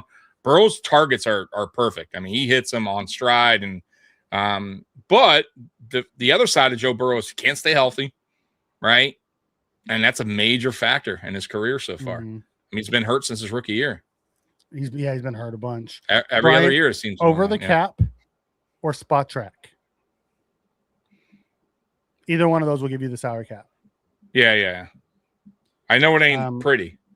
I might take Barry over J17. Oh, geez. No, you still have to have a quarterback. You know why? Barry Sanders, Tommy. Barry Sanders was. I won it because look, Barry Sanders was in Detroit, greatest running back of all time, in my opinion. Mikey's too. They didn't even get to a Super Bowl. You know what I mean? Like you still have to. You have to have a quarterback. That kind of proves the point. I think. So let me ask you, Mikey. Do you think a great quarterback or great running back could lead you to a Super Bowl? Quarterback. Quarterback, right? So I'll take quarterback over running back any day of the week. Exactly. So, but I get because they can stack a box to stop a great running back. Right. Exactly. So now Barry was tough. They tried everything. Don't get me wrong. But Barry was a fucking animal. I want to hit this one because he said I would not trade Kelly for Marino. Kelly made 4 Super Bowls. That Bills defense was stacked. And that Super Bowl run. Yeah. You give Dan Marino that defense, he might have won. Well, not only that, our offense was better. Look at the offense. Here might be a ChatGPT question for you, Tommy. Yeah. If you take the 1991 Buffalo Bills and you replace Dan Marino with Jim Kelly, do they win the Super Bowl? All right, I'll pull it up. But while I'm doing that, just a heads up. Also, it not only was the defense, I thought the offense of the Bills were better because Dan really only had one receiver, and I forget his name. Michael something. Either way, he didn't have a lot of weapons. They never had a running back. Buffalo Bills were stacked. Let's be real. The 90 Bills, those were some fucking really good teams, man. Multiple Hall of Famers across. So what's your question? Let me write it so I don't write it wrong. You take the 1991 Bills. Okay. Right? The 1991 season. All right. You replace Dan Marino, or you replace Jim Kelly with Dan Marino. Do they win the Super Bowl? Okay. Let's see. But I picked the 91 season because that was the Washington season. It was. Oh, my dog's got. So you wanted to know where Princess was? She's barking because of fireworks. All right, here we go. All right. Hold on before you do that. It says Joe Burrow had the receiver room that we have had. Burrow would be average. I would agree with that. Is 999 still here? Here we go. Here's the baby right here. Let's there she is. There. All right, you tell me. All right, so here we go. If you take the 99 or so, here's why. It says, I think the Bills probably win the Super Bowl. Here's why. The 91 Bills already had arguably the most explosive offense in football with the K-gun. They led the NFL in total times. Marino's greatest strength was processing defenses instantly and getting the ball out fast. In Buffalo's no-huddle system, that could have been terrifying for defenses. But there's an important catch. Jim Kelly was uniquely built for that offense. That is true. The K gun wasn't just about throwing. Kelly controlled protections, tempo, audibles, and had a great chemistry with Thurman Thomas in the short, immediate game. Marino may have had the bigger arm and cleaner mechanics, but Kelly fit the personality of that team perfectly. Yep. The real reason I lean yes is because of the specific Super Bowl matchup. The 91 Bills lost Super Bowl to the Giants by 1 point after the Giants slowed the game down and controlled the possession. Marino's quick strike precision passing could have punished the defense strategy most consistently, especially against a soft underneath coverage. That said, Marino also had weaknesses, less mobility, which I mentioned, not as physical. Sometimes forced throws under pressure, less playoff success. That is true. So my final take, 90 Bills plus Marino, maybe a slight upgrade offensively. 91 Bills, Marino probably favorite to win it all. 92-93 Bills. Marino not guaranteed because those Cowboys teams were historically low. Yeah, no. Those Cowboys team were so good. So, I mean, they made some good points, which is true. I don't even, you know what, though, to be fair, I don't think the K gun is, if we have Marino, it's not even a thing. You know what I mean? I don't think it's a thing. That was, for Kelly kind of. Yeah. All right. So let's get to this. Yeah. Says if we end up not making it to the Super Bowl this year, what do you think the next big question mark is for this team and what would get us over the top? What do I think would be stopping us? I think the defense would still be stopping us because it's year one of a changeover. Like, I don't believe the offense is going to be our problem. If we don't make it to the Super Bowl, I think it's going to be a defensive thing where we're going to have to continue to build. Year one of this new scheme. Yeah, I'm with you. A lot of young defensive coaches too, coming out of college. A lot of younger players through the draft that are probably going to wind up getting some playing time, possibly starting. So I'm with you, Mike. If we don't get it done this year, it's because of experience on the defensive side of the ball, and it just isn't all there yet. So I'll go that way. I think the offense will be just fine. The offense practically, guys, is the same with the addition of DJ Moore, which makes it should make it better. The only difference is we have a new left guard. Yeah, I know, but that doesn't I don't think it's and we did lose Gilliam. We did, but once again, and he's there for the tush push. I don't really he wasn't a major factor on the offense. Yeah, I don't think the offense the offense doesn't. It's not going to regress. If anything, it's going to be better. So I don't see how the offense, is the reason why. The defense would be the reason why. That's what I think. We'll have to wait and see, though. Are we caught up with the chat? Yep. All right. So I got some quick stuff for tonight. So I guess we can start with this. I usually leave the title for last, but who cares? Over under on the AFC East, right? So I have the poll going on. Let's see what the poll is at right now. Right now, we are 30 votes in. Good for you guys voting. The over is at 93%. The under is at 7%. So that's a lot of you guys feel like it's going to be at least 11 wins. So here we go. So Mikey, you said over, right? So what do you think we already know the over on that. What do you think the Dolphins is? Over, under 4.5? Under. You're going under. Okay. So they have it as under. What do you guys think? Put it in the chat. Over, under 4.5 wins for the Dolphins. All right. Patriots. Dolphins have like over half of their salary cap to a lot of different guys that aren't even on their team. The most in league history, by the way. It's wild. The Patriots, over, under 10.5. I would say over. You're going over? I'm going to go under. I think they win 10 because this is so 10.5 is such a thing here. It shouldn't be that, but I'm going to go under. I think they win 11. I think they win 10. They're saying under CBS. All right. Next one up. Jets, over, under 5.5. Over. Mikey's going over. CBS says over. All right, and then for the Bills, I don't think they went over. By the way, yeah, I don't think the Jets compete for the playoffs by any means, but I think they get 7. Okay. So you think the Dolphins for sure are in last? You think the Jets? I think third, it's gonna be Okay. Bills, Patriots, Jets, Dolphins. Okay. I'm with you. I think the Bills can win at least 12, 13 games. I see the Patriots winning 10, possibly 11. I mean, I can see them getting to 11. Yeah. I don't think it's impossible. You have to remember, they also get the first place schedule, which means they get Correct. Pittsburgh and Jacksonville, and we get Houston and we get the Ravens because they were both in second place last year. Right. Yeah, and they got a tough schedule. They actually benefit. They did benefit for having the first place schedule. They did. What did they say? They said two things. So I'm just curious what they say about the Patriots, right? Their reasoning. It says two things could be true.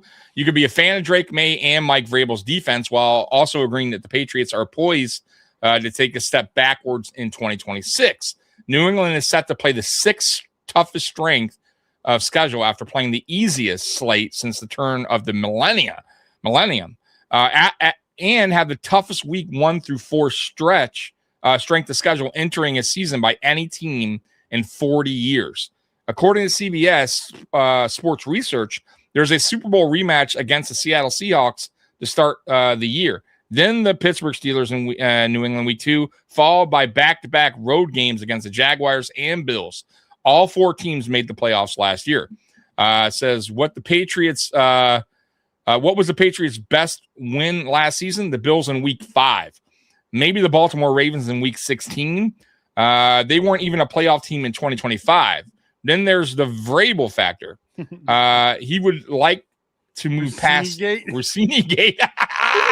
But I do wonder how the whole scandal is being handled in the Patriots building. I will be leaning toward the under for New England in 2026. That's a good. I like that. You want it? Should I read the rest? You're curious about anybody else? No, that's good. You're good. Okay. Yep. So that's the reasoning why, and it's a good point. It is a good point. The schedule is a lot tougher. This is going to tell a lot about where the Patriots are right now. It's not just Patriots. The Bills in the first 5. Well, the Bills too. The same thing.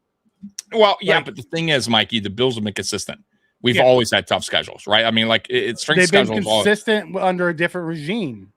Correct. That's true too. But I'm just saying that we've been consistent as a team. The Patriots, we don't know yet. Like they had a good season last year. They also had the easiest schedule by any team. So we'll see this year. That's what I'm just saying. Like for Patriots, and I'm not knocking the Patriots. I think the Patriots are heading in the right direction. Obviously, they made it to a Super Bowl. But this is going to be an interesting season because it gets tougher. So we'll see. The Jets are sneaky loaded on offense, but they have been before. And can they put it together? That organization as a whole has just been a crap show. Yeah, so we'll see if they can put it together. Pat's got a lot of drama. Still, I'm betting they're going to flop this year. Here's the thing: we don't know how good they really were. Like the Bills gifted them that game in week 5. That's why they beat us. We gifted it to them. Yeah. And then, in the playoffs, like they played CJ, right? Yeah. Poopy Pants Stroud. They played a backup quarterback. As No Bones About calls him Poopy Pants. CJ Poopy Pants Stroud. And then a backup because Bo Nix got hurt. Yeah. Barely put up points. Yeah. Like what, 6 points, whatever that score was. 9. And they got Pittsburgh too, right? They had Pittsburgh the first game, I believe. Yeah. Right. Yeah. And Pittsburgh was, come on. But once again, I'm not knocking the Patriots, but I'll say this. They were in a lot of close games last year too. Down the stretch. It wasn't like they were blowing teams away, but they got blown out in the Super Bowl. And they got blown out in the Super Bowl. But we'll see. I mean, listen, Drake May's also getting wiser and older, and he's gonna, he seems like he's heading in the right direction as going to be one of those quarterbacks to watch out for. But we'll see. I mean, it's going to be interesting. If CJ just could have been average in that game, because Drake May just crumbled in the playoffs. No, May was crumbled bad. CJ Stroud was just worse. Fumbles, interceptions, just bad play. CJ was just worse.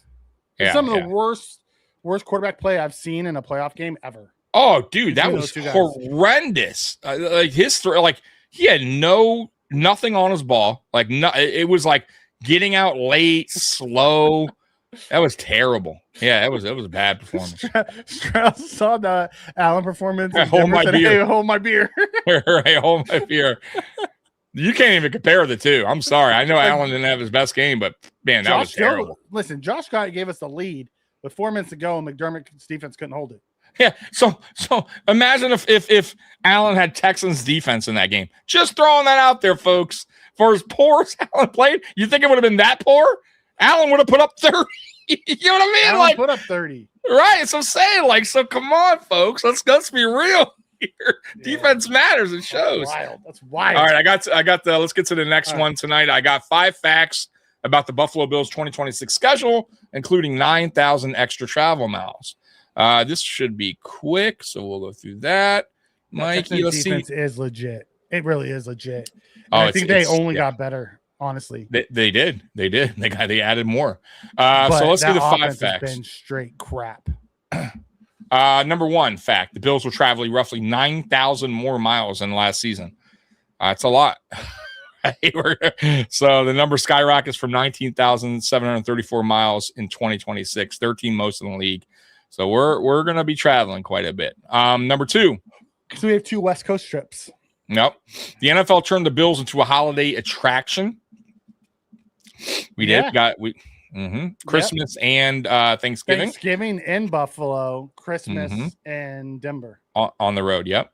3, the new Highmark Stadium gets immediate showcase games against the Lions.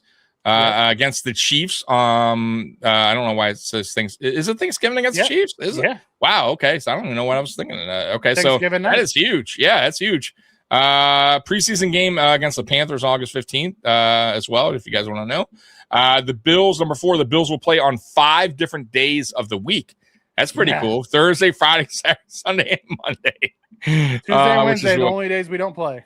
Yeah, wild, man. And number 5, the Bills face a difficult late season road stretch, which they do. So it says the first 4 opponents during that stretch: Patriots, Packers, Bears, and Broncos. I think our opening stretch is tougher than that stretch. I mean, we're at home. Yeah, but by the time you get here, though, Mikey, I mean, you got players, hurting. But we also have 2 mini buys after Thanksgiving and after Christmas. That's true. Yeah. I still think it's a rough stretch, but I get what you're saying. All right, so that's the end of that article. Are we caught up with the chat still? Kid McDonald shows out in week 1. Brandon Bean might look dumb. Maybe.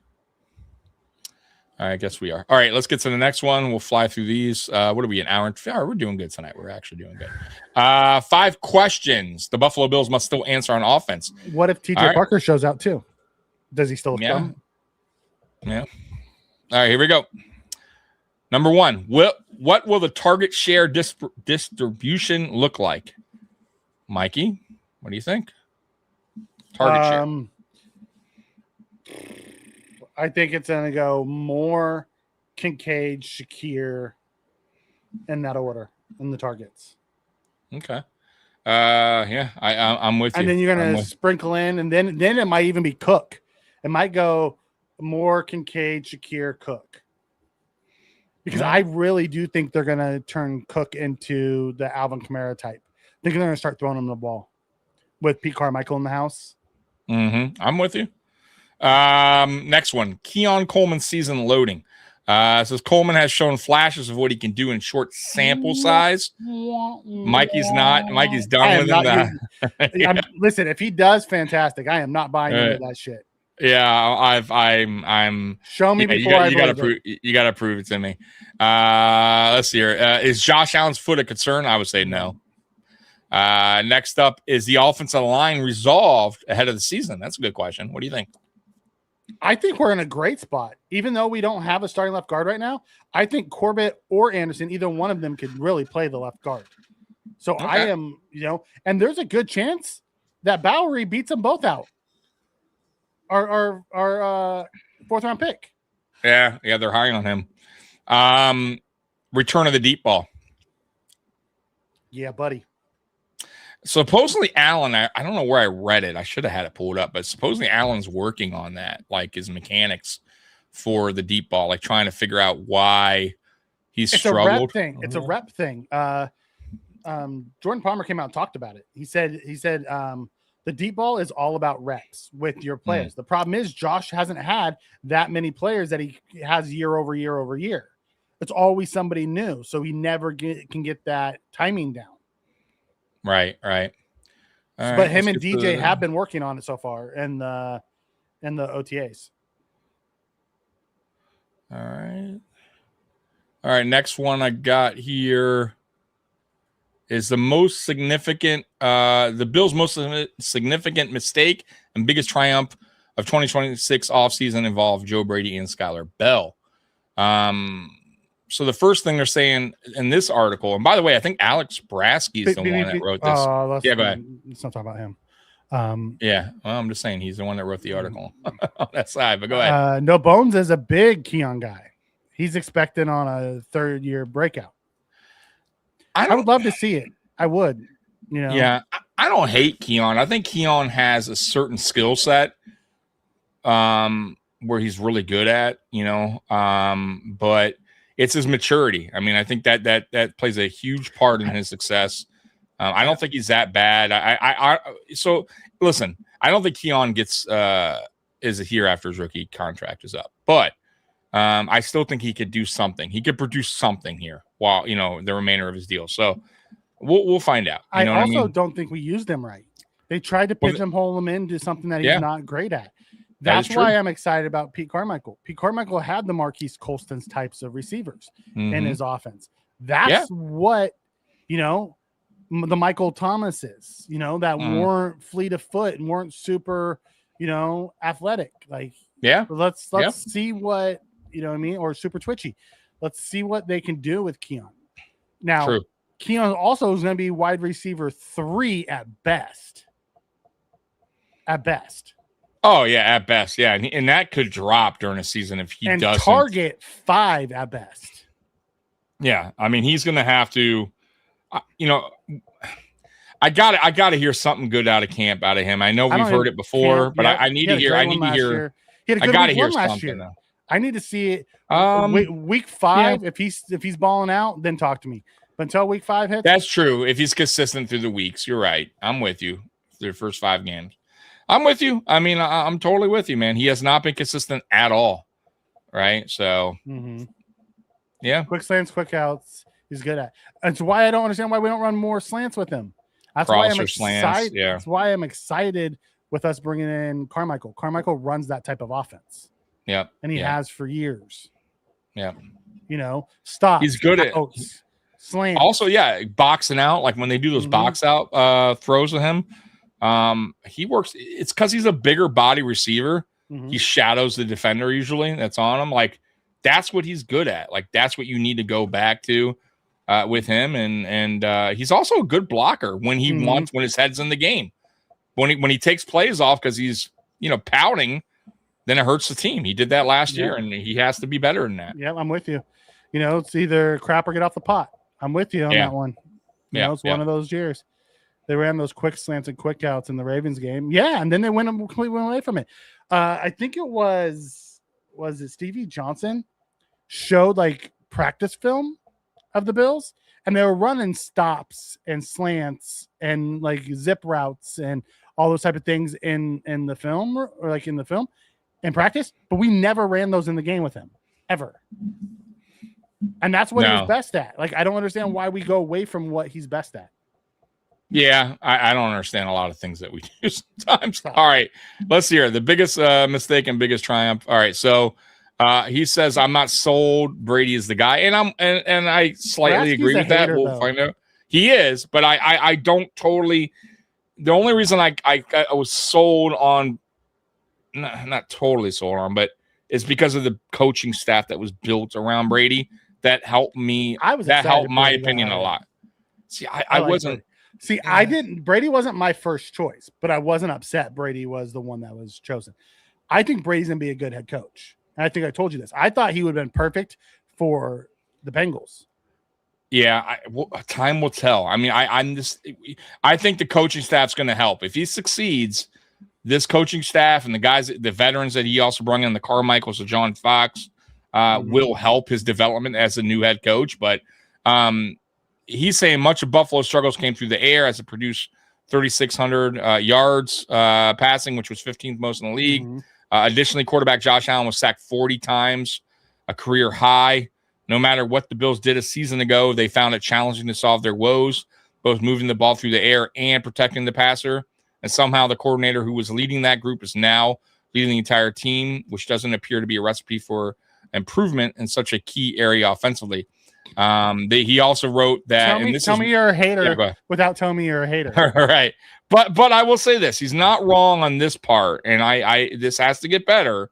On 4 separate occasions when they failed to manage more than 7 first half points in critical matchups with New England, Atlanta, Miami, and Philadelphia, things were so bad. The Bills offensively against Miami and Philly, they failed to score a single point across the first 3 quarters of play. Like, that has to get better. Like, it just does. I do not ever want to see that from a Josh Allen offense ever again. It's unacceptable. You know what I mean? And I'm really leaning towards that was more a McDermott, what he wanted the offense to be like, and it kind of also tailed into. They knew you shut down the run.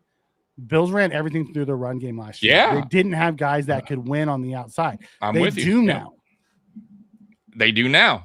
That's what I'm saying. I'm hoping that last season was because of the guy that is no longer in the building. You know what I mean? I want to hit No Bones comments. He said, guys with no skills don't have games like Keon had last week 1. There's something there. Yeah, it just needs to be unlocked. And we're hoping Carmichael can come in and unlock it. Yeah, yep. And the receiver coach and all that good stuff.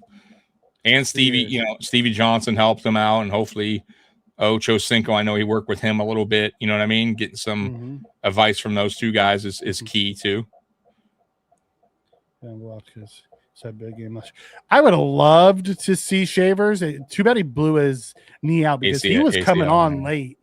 He was. Like, he was getting better Shavers. and better. I do too. Man. Yep, I'm with you. Really I thought he should have gotten more opportunities. I felt like they kind of went away from him at games, certain games. You know what I mean? Next up, a big boost at wide receiver. So he likes that. 2 moves that may help Brady rise the challenge in his first season. Is DJ Moore, and he's saying Skylar Bell.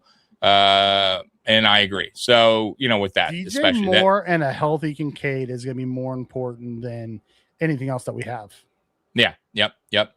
Skylar Bell, whatever we get from him is going to be a bonus. Like, really. I think Skylar Bell's going to be good for future Bills. I don't know if he's going to come right in and be, I think as the season goes on, he'll get better. And I think Joe Brady and Carmichael will find more opportunities or create more opportunities for Bell with this offense, because Moore is Bell is, dude, that guy, he has electric speed. He has playmaking. Like, there's a lot to like about Skylar Bell. So I think as the season goes on, the game starts to slow down for him. They'll find him more opportunities on this offense. I disagree with you, Thomas, on this. Go back and watch some of his film. He was really good at Wisconsin too. Like, I don't think there's too much hype on. I don't think he's going to be the savior that people are talking about. I think it's going to be year 2 before he really takes, steps in and actually becomes a real part of this offense. Because right now we have Moore, Kincaid, Shakir, and Cook is the 4 leader. Like, how many there's only 1 ball to go around. But I do think he's going to be a long-term solution. Like, looking at his game's only going to get better. Like, I like the skill set he brings. I don't think he's going to fizzle at all. Yeah. Watch the Steve. I don't know if you have already, but watch the Steve Smith breakdown of Skylar Bell. It's really good. And you'll kind of see why Bills fans, the ones that are excited about Skylar Bell's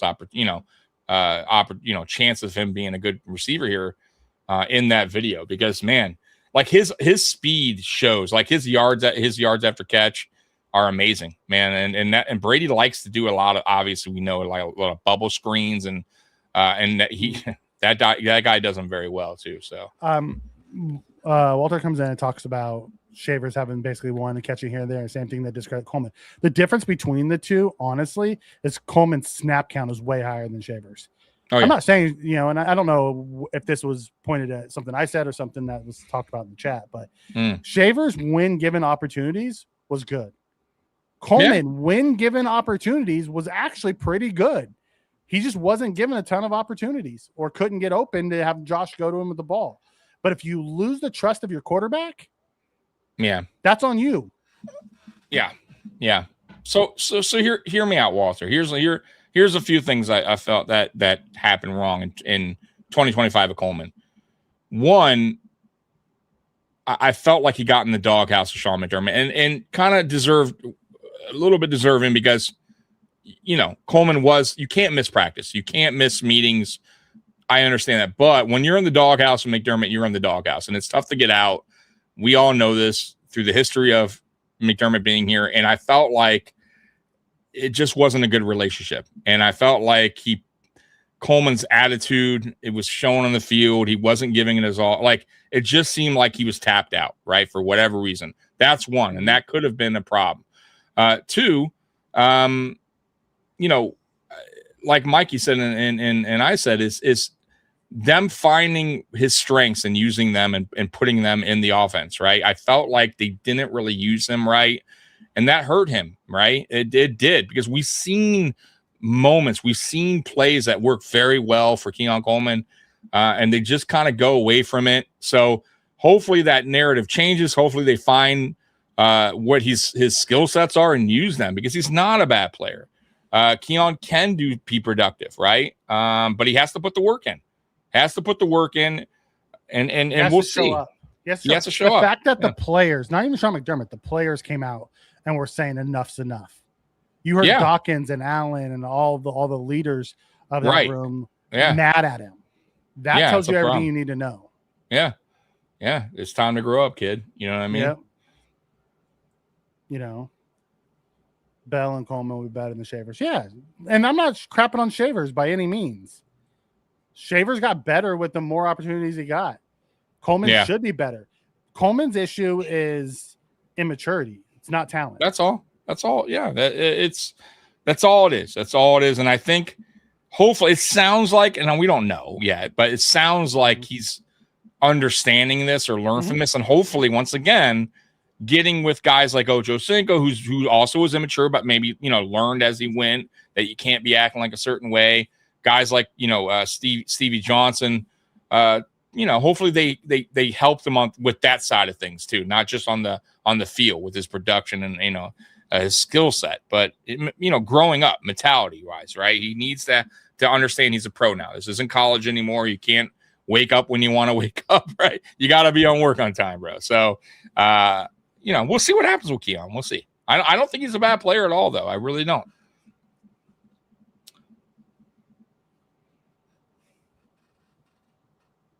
Are you getting the snap count for him? Yeah. I want to look at Shavers' snap count because I don't remember seeing Shavers on the field that much.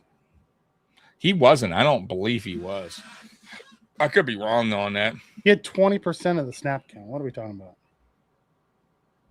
Let's see. Snap counts. Shavers. For the first 6 weeks, he had about first 9 weeks, he was under 50%. Then he had 35 and 10, 54 in week 11, 39, 61, 56, 50, 58, 57, 5. So as the season went on, he got more snaps and he got better early in the season. And even after Keon got benched early, he still didn't get a ton of snaps because that's when we had Hardman and Palmer and all those guys in there. Yeah. So I would only disagree with you on that Shavers got the more snaps. That's not what it's showing here. Keon has had plenty of opportunity. But once again, I will say, when you kind of find yourself in McDermott doghouse, it is very tough to get out of it. And I almost felt like, listen, the one suspension, but going in and suspending him for the second game, I didn't understand that. That's a McDermott thing. I hated that. That did nothing, right? Like, why would you do that? You know what I mean? Like you're hurting the team, if anything. Like, So I don't know. I just kind of felt like he put him in a doghouse, and there was tension there, and I just felt like it kind of, went onto the field. But that's gone. That's over with now, and that's my point. Like, now he has a coach that says he believes in him, a general manager who says he believes in him. So if he fucks this one up, right, and he shows up late weary and shit like that again, it's over. It's a wrap. There's no more chances. I don't think so, right? Yeah. Like they'll probably cut him at that point. Yep. And Cole, I'm with you. Shavers is a really good player. He's a good wide receiver 5'6", guy who's going to play special teams and will randomly make a play for you. He's not going to be a top 3 or 4 option for you. He's a great 5 or 6. Yeah. And he'll make a lot of money in this league for a long time, being a special teams guy with with some production on offense. That's what I think too. Yeah. But as a UDFA, that's kind of what you want a guy to come in and do. Yeah. Well, Keon did eat him up. Keon's got talent. It's just the maturity. Can he figure it out? Correct.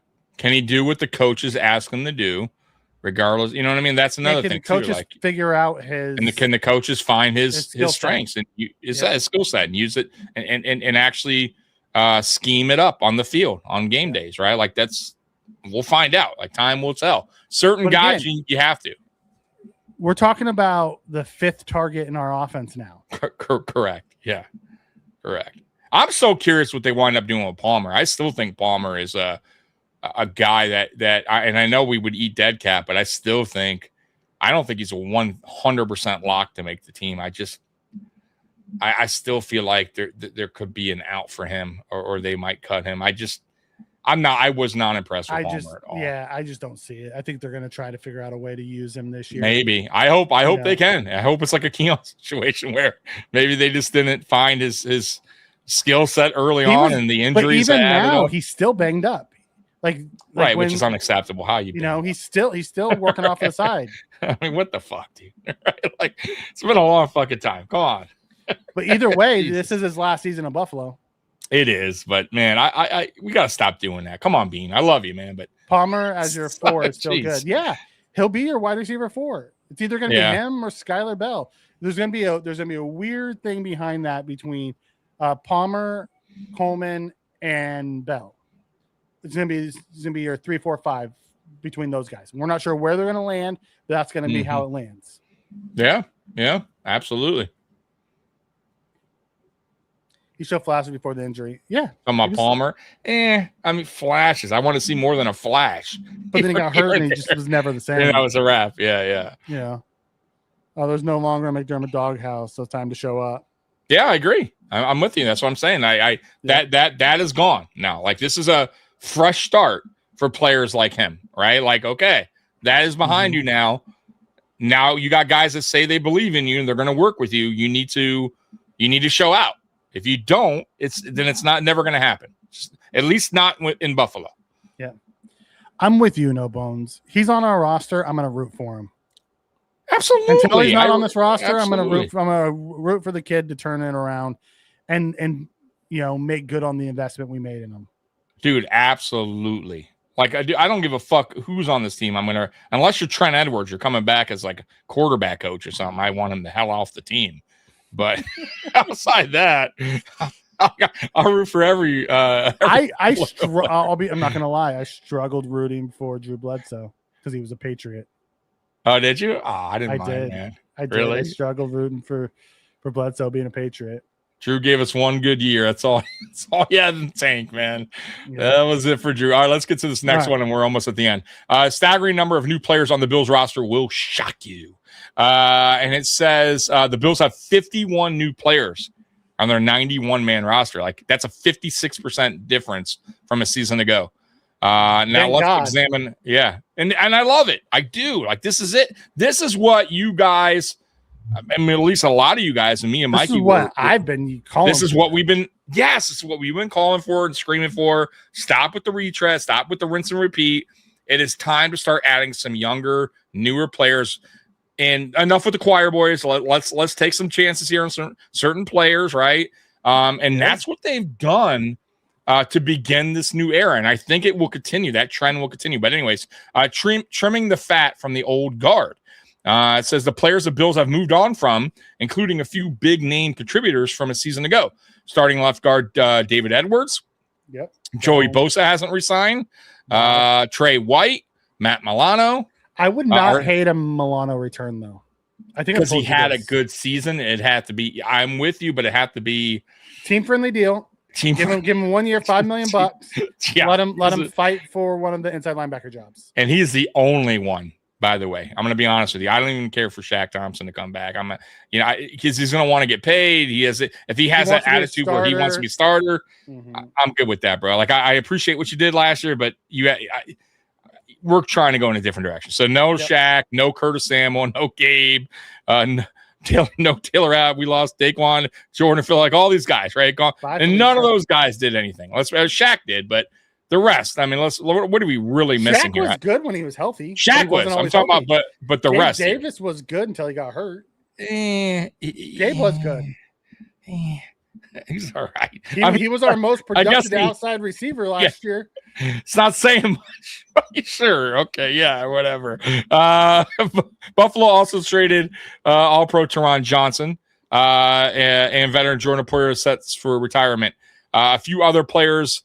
Exits include swing tackle Ryan RVD, that one Mitch Trubisky. I thought Mitch kind of for a backup role. I wish he was here I'm fine with Allen. Mitch being gone. RVD Gallion sucks because he stepped in a few times and it was really good. I'm with you. Yeah, like that sucked. You know what I mean? Reggie Gilliam, because I like the dude. He was perfect for the tush push and special teams. He was but really not for good. the money he got. But not for the money. Cam Lewis, I liked him too. But once again, time to move on. You know what I mean? He was a depth guy. He was great. He was a jack of all trades, master of none. Could plug and play anywhere. Good guy to have, but good luck. Hopefully you got paid. Just like Reggie did. I'm happy for you to go get your money, brother. I'm with you. Bolstering the Bills roster. Says of course there were many players such as which was Kelsey acquired midseason, adding to the 51 different players on this year's Bills roster. As far as off seasons, the Bills kicked things on a trade with DJ Moore, Bradley Chubb, CJ Gardner-Johnson, D. Alford. We also got Corbett, who I think is a good addition for the experience alone. And Cushionberry. Michael Dana, I'm not really totally sold on that signing. We'll find out. He had his little run with Kansas City. I don't know if he makes the roster. He's regressed big time. So I'm with you. I don't know if he makes the roster. But going back up, Alfred's actually a better cover corner than Johnson. He is. Yeah. So and Teron's he's going to be asked to do something different than what Teron was done in this new defense. Teron was more of a outside linebacker / in our base nickel defense. Yep. Alfred's not going to be that. Alfred's going to be a cover guy. I'm with you. And Teron also regressed last year. Now, I'm not saying he'll continue that trend, but he didn't have the greatest year last year. But I respect Teron, by the way. I know knock on Teron. I think Teron was a hell of a player while he was here. I had no problem with the contract. I respect what he did for us, and I appreciate it. And it was time to move on, just like with a lot of other things.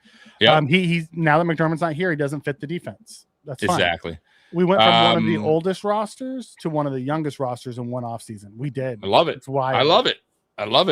10 rookies, which we all know about. TJ Parker, IGB, Jude Barry, Skylar Bell, Elarms Orr, who I'm excited for, Kilgore, I'm excited for. Like, this draft winded up being one of those, Mikey, I continue to say it, where I was not overly impressed as the days went on, but then once I kind of went over the film and kind of just what the Leonard defense is going to be really about, I loved the draft more.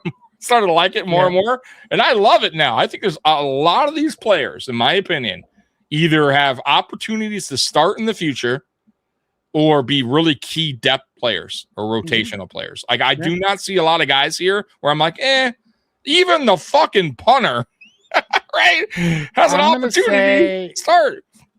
Parker, IGB, Bowery, Bell, KEO, Kilgore, Durant, Pride, and Doman all have legit shots at being on this roster for multiple years. I'm with you. And who knows what Reed Adams is? That was a lotto ticket. He could just be a freak of nature and come in here and win a job. But the majority of this, I do see most of them. The only one I really am unsure about is Durant. I'm not exactly sure where he fits. I'm with you on that one too. I don't know either. I like his mentality. He's a man. I like his play style, but where are they going to put him? That's going to be the question. Right. Yeah, and he's an undersized defensive tackle too. Right. Another one that we like. He's probably going to play more of the edges than the actual D tackle spots. Correct. More of a 3 tech.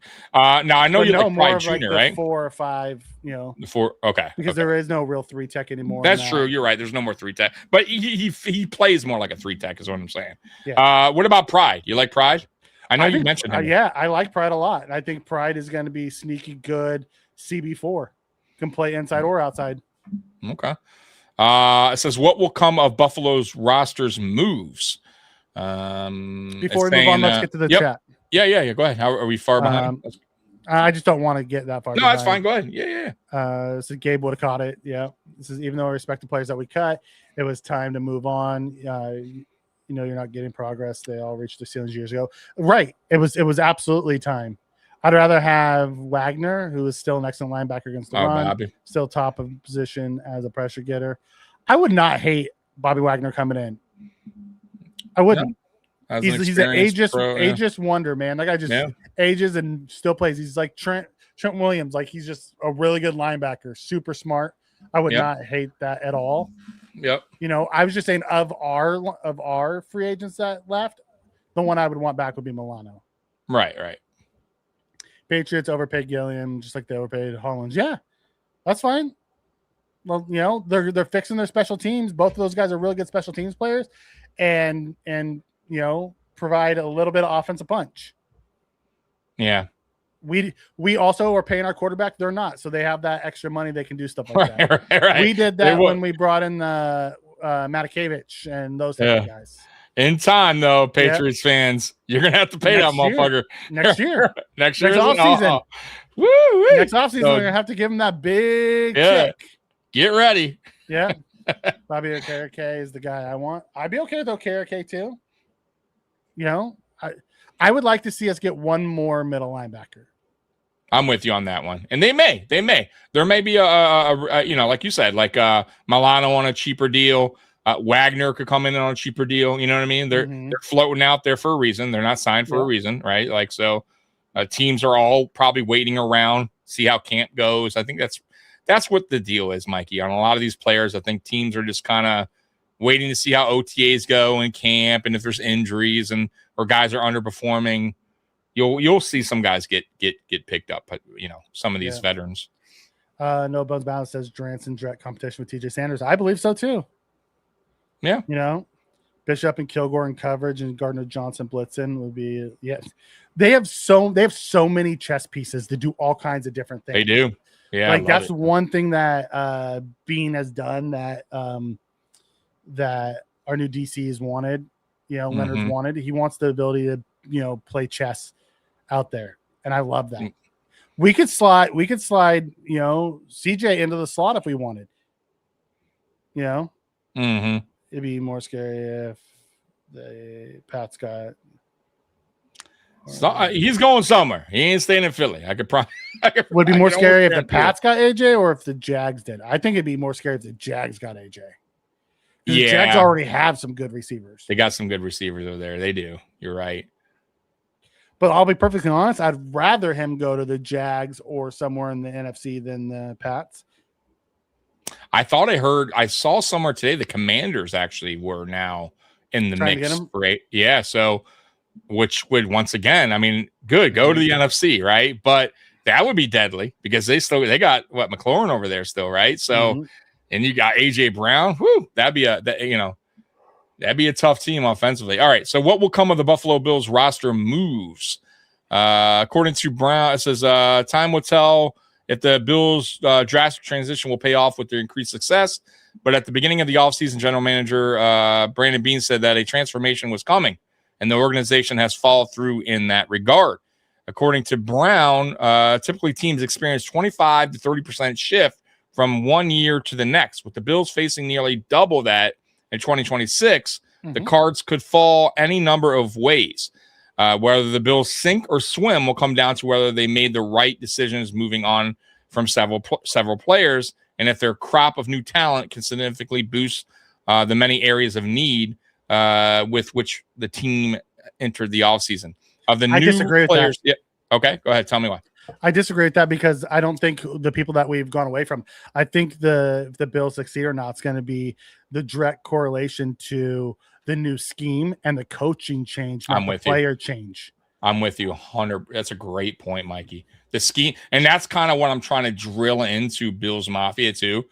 And you said it best, is the scheme is changed. This is no longer. It's a coaching change. It's a coaching change and scheme change. So this is no longer what we're, I think a lot of Bills Mafia is still stuck on what our defense was these past 9 seasons. It's going to be a totally different vision, different scheme, everything like that. Go ahead. As Godzilla says here, I can't remember being this excited about being a Bills fan. Oh, dude, I'm with you. Since the early years of Josh, I haven't been this excited about something. Yeah. Since going into 2021 for me, I really thought we were on that trend to win a Super Bowl that year. We should have been. Yeah, I'm with you on that, Walter. That's one thing that if Wagner walks through those doors, you're definitely getting one of the best leader of men that is in the NFL. That guy absolutely. is absolutely. Yep. If AJ Brown goes to the Rams, it's over. I'll tell you what, you better. You're gonna see. I guarantee you. I love a defense. AJ goes there, Puka's gone. That's a straight correlation. Say Puka's out the door. They're having issues there. They are. Yeah. He's a player that has all the talent in the world, but he just can't get it right upstairs, man. Mm-hmm. They're waiting until after June 1st. Yep. Yeah, that's all it is. It's about the money or whatever like that. They have to wait until after June 1st. Yep. All right. So the new players added this offseason. 15 came on the defensive side of the ball, 16 on offense, 1 on special teams. Buffalo has seemingly turned over every stone in pursuit of a fresh look up and down the roster. We'll see what it works out, if it works out. So, 15 on defense, 16 on offense, Mikey, and 1 on special teams. That's a massive change. So that's that. Yeah, go ahead. Hitting what Cole says here, since he's never plays Devontae possibly. They're having contract issues with Puka, and his off-field stuff is bled in. I'm in California, so I get a lot of what's going on in LA and San Francisco. I hear a lot about the stuff's going on with the Chargers, the Rams, and the 49ers. Gonna come down to that too. You're right. I Like, didn't think about the contract. Not only situation. that, but Puka said he wanted to retire after his contract, his first contract. Says by 30 he wants to be done because he wants to go into something else. Because he's probably thinking he has other opportunities outside of football. Yeah, which he's getting into that whole world of streaming, and it seems like that's he's seeing what these guys are making out there, and the crap he's been saying has rubbed the organization wrong, and it's maybe wild. He feels like he wants to continue that and doesn't want to hear the he went into some sort of therapy treatment place. Yeah. Burton did invited. He did not get the invite. No. After something. He didn't look good or something. Something after happened. His tryout, he did not get the invite. Right. So there goes my whole. Hey, you never know with this guy. All right. So let's get to the main thing of the one that I was talking about, and then we're done. Ticket and lost, Tommy. Yeah, you scratched the lottery ticket and lost. He did. The one-hit wonder. So we're gonna get through this, and we're gonna be done. Yeah, and this is the end of the show. So we're going to get to this and the ChatGPT one that I did with the Bills. So here is the 25 that Bleacher Report put out, or was it Bleacher Report. So one-hit wonders according to Bleacher Report. Desmond Howard coming in at 25. Mike, you agree with that? One-hit wonder, Desmond Howard? Yeah, he was so good during that Super Bowl run. But outside of that, wasn't much. All right, that was it. Number 24, Liddell Betts, sorry. Redskins. Yeah. He started 9 games. Yeah. He rushed for 1154, and then that was it. Yep, I remember him. Then he just disappeared. Number 23, James Allen. I don't even remember him. Yeah, I don't even either, but apparently ran for 1120, 2 touchdowns, 300 yards almost receiving, and that was the wrap. Next up, Kevin Curtis. I don't remember him. You remember Kevin Curtis? Yes. You? I don't remember him. Mm-hmm. All right. It says, he was big with McNabb. Damn, 1,100 yards. Before they went and got all the super team, Kevin Curtis was there. Damn. Yeah, he had a good season. Lamar Smith, I do remember him because I was a Bills fan. He had a good year, and that was a wrap. 1139, 14. That's a really good year. 14 touchdowns, almost 1,200 yards. You want a sneaky Bill? Yeah. Gillespie. Oh, he had a really good career with the Bills, and then the Patriots. Forgot about him. Mike Gillespie. They called him. He had a nickname, didn't he? Fast Mike or Mike something. He had a nickname. Guys in the chat, let me know. It was some Touchdown Mike. Wasn't it Touchdown Mike? What's his nickname? I think it was Touchdown Mike.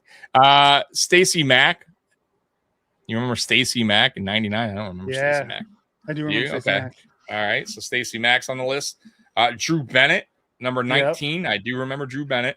Damn, he had a good season. 1247, 11 touchdowns, and that was never came close to that again. Damn, dude. He got paid. Got paid, never came close to that again. Cut after 2 years. Hasn't played in the NFL since. Wow. Barry Foster. Remember him for Pittsburgh? No, I don't. He was a bigger back. He was like it was him and the Buffs. Okay. Together. Foster had an unbelievable season. 1690. That is really good, bro. Yes, it is. Bro, that's impressive, huh? You would think this guy's going to be the man. 1690, 11 touchdowns, 344 receiving. And then he ran for over 100 yards in 12 games. In a game 12 times that season. Tying Eric Dickerson's Pro. That's crazy. Yeah. After his monster season, he was touted as the next big running back. And then injuries career, and he only played 20 games the following 2 seasons. Wow. NFL. 2 years, bro. 20. Damn, dude. Golly, that's bad. Orlando Scary, I remember him, running back. Do you notice a trend here? A lot of running backs. Running backs. Boy. Gary almost beat Emmett for the rushing title, no bones said. That's crazy.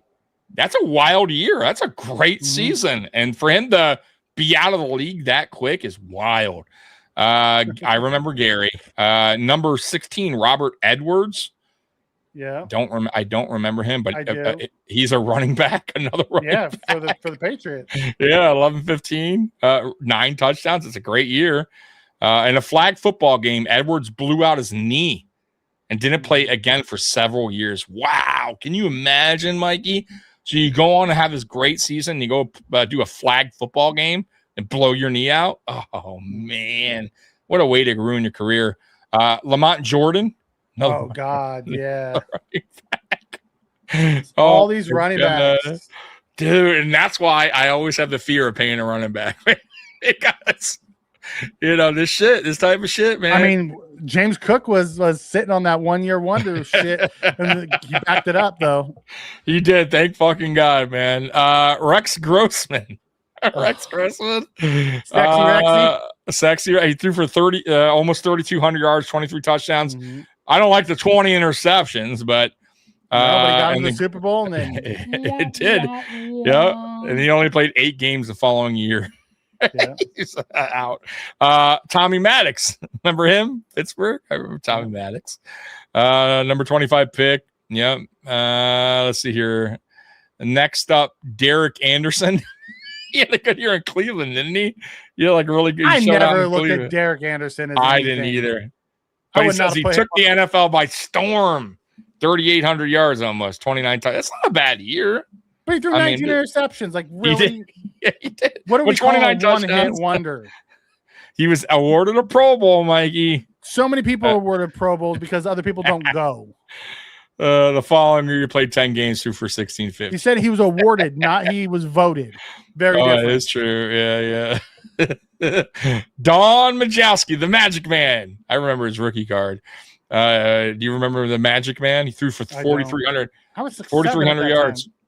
That's a good year, though. That's a really good year. Let's see here. Next up, Rob Johnson. They have Rob Johnson on the list. Number 10. Rob Johnson. So Rob Johnson was drafted by Jacksonville in 99. says he finally had an opportunity to play in week 1. Threw for 294, 20 out of 24, ran for 31 and another touchdown. And then his performance and win against the Baltimore Ravens prompted the Buffalo Bills to give up a 1st and a 4th round pick. Yep. And paid him $25 million. Back over, and he just sat on the bench for the rest of the year, and we paid him. And we're like, whoa, this guy must be great. Let's give up a 1st and a 4th. Oh, terrible. Number 9, Icky Woods, the Icky Shuffle. What do you think about Icky? That's funny. I never looked at him as a one-year wonder. I just always knew the Icky Shuffle. I know him from his dance. Yeah, you're right. Me too. Right. The Icky Shuffle. Number 8. I don't know. Oh, that's a great take there, Bones. Gary and Betts both had career years replacing an injured Clinton Portis. Oh, wow. Okay, that's crazy, huh? That kind of tells me Denver's offensive line was helping out a lot for Denver, at least, right? I'm just saying. Yeah. Gillespie leaving for the Pats on the fifth round tender ended up turned us into Milano. Us losing him turned into Milano. Yeah. Larry Brown, number 7. I remember him. He had I think he was the MVP, right, of the Super Bowl. If I'm not mistaken. Yeah, MVP right here. Home Super Bowl MVP. Yep. But that was it. Never did anything again. He was good in that Super Bowl, and that was it. That was it. Jim O'Brien is number 6. Number 5 is Mike Jones. Don't really know much about Mike Jones. Number 4, Percy Howard. Number 3 is Greg Cook. Who would you be your number 1 before we get there? Do you know off the top of your dome? Well, the way they're doing it is very different than how I looked at it. Okay. All right. Well, we'll see. Number 2 is David Tyree. David Tyree, number 2. CJ Stroud. Great rookie year and then nothing. I would definitely put him on the list. Yeah, I would. I don't know how old this list is, but he should be on it. Timothy Smith, and I do remember him. He had a great Super Bowl. Or Timmy Smith. He was really fast, and that was it. He didn't do anything after. Did nothing. Mike Gillisley. Gillisley. Yep. Thank you, Walter. It's Mike Gillisley. Touchdown Mike, I'm pretty sure. All right, so I asked ChatGPT about the Buffalo Bills. So, and this is it. We're at the home stretch. So let's see here. Here we go. Let's see what they say here with the who are the one-hit wonders for the Buffalo, right? Yeah, pretty much. Yeah, here's a solid list. So, and it took me down a little bit of a rabbit hole, and I allowed ChatGPT. I wouldn't agree with Ryan Fitzpatrick. Okay, so guys, he actually played well. So in the chat, I want you guys to kind of, we're gonna do this disagree, and on this, I'm with you. I don't know if it was one and done. Yeah, because he also played well with other teams. Yeah, I'm with you. The one good season and done team. So they have Ryan there. It says his best season was 2011. Yes. 3,800, 24. Okay. But he wasn't horrible in the other seasons. I'm with you. I don't think it was. You're right. I'm kind of with you. I don't think it was. I don't think he matched. I wouldn't put him as a one and done. Okay, that's fair. I don't think Carlos. I have to, and I know Carlos. Is a great one. Ooh, RG3. That's a great one. Ooh, you're right. That should have been on the list. He should have been on the list. I would have absolutely. Thank you, Walter. Guys, chime in, man. Let me know if there's players that. But you're right, RG3. Why was he not on that list? Electric rookie season, got hurt, and that was a fucking wrap. Robert Foster's a good one there. Oh, you know who else too? Vince Young. Vince Young had a great season with Houston. Remember that? People thought Vince Young was going to, and then Vince Young fucking fell flat, boy. He just was done. But did he ever? He had a good rookie. He had the one good year. Yeah. His rookie year was pretty solid. That was it. Vince Young could probably fall in that category. Yeah. Carlos Williams, I have to say, my dude. I like that guy. He was, but man, everyone thought his star was bright. Yeah, dude, he was a great. Like that's how I wish our running back room would look like. He was a great number 2. He brought a different style, right? Like so, Shady was the more shiftier, smaller guy. He was the more bigger north to south guy, right? Big, explosive, athletic. Weight issues and suspensions basically ended his NFL career. There's a Green Bay Packers running back that was like that too. Can't remember. Lacey. Lacey. Fucked me on my goddamn fantasy team. Eddie Lacey. Fucking asshole. I put him on my team. Really good one year and then ate himself right out of it. It was too many buffets for Eddie Lacey. Yeah, he was inconsistent, but I wouldn't say Fitzpatrick was one and done. Yeah, I don't think so either. He was just inconsistent, but I don't think he was like, I'm with you on that. But I can see the argument, I guess. Next one, CJ Spiller. What do you think about Spiller? No, I wouldn't call him a one and done. Like, he had one really good year, but he also was productive in other years. You can't call that one and done. I have to look back. I know if you spent more than multiple years in the organization, it's not one and done. Yeah, I think you're right on that. Wonder. I'd have to really kind of look at his numbers, but they're saying 2012. He really was good, great in 2012. That was his best year, but he wasn't horrible in the other years, and that's part of the problem. Saying his injuries and inconsistency prevented him from ever repeating it. Peeler's Price, I have to put him on this too. I like the dude, but 2000 he was really good. Then he left. Then he came back and was never the same. Yeah, and he didn't do it in Atlanta, right? He got paid and didn't even really produce there. Yeah, Carlos Williams was fun. Robert Foster, didn't somebody mention him earlier in the chat when we were talking about this? We talked about him earlier too. Yeah. Mark Rippon is a good one too. Oh, you know what? Mark Rippon, yes. Well, it's not done yet. We'll have to find out. He's not done yet, but boy, he could be. AK. Coming in with Shanks. He could be. You better. I hope not, though. Peyton Hillis, fucking right. You are right on that. Yeah, he got Peyton paid. Hillis is a great one. Made the cover of Madden. Fucking, he sucked after that. Yeah. Robert Foster, I'm with that, man, because they're right here. He was legit a 1 year breakout. Late in the year too. Remember, it wasn't like they used them early on. Remember, they kind of went to Foster later. Remember, because we got rid of Benjamin. I think we got to get rid of Kelvin Benjamin at that time, right? Later in the season. So, but he had that late season run.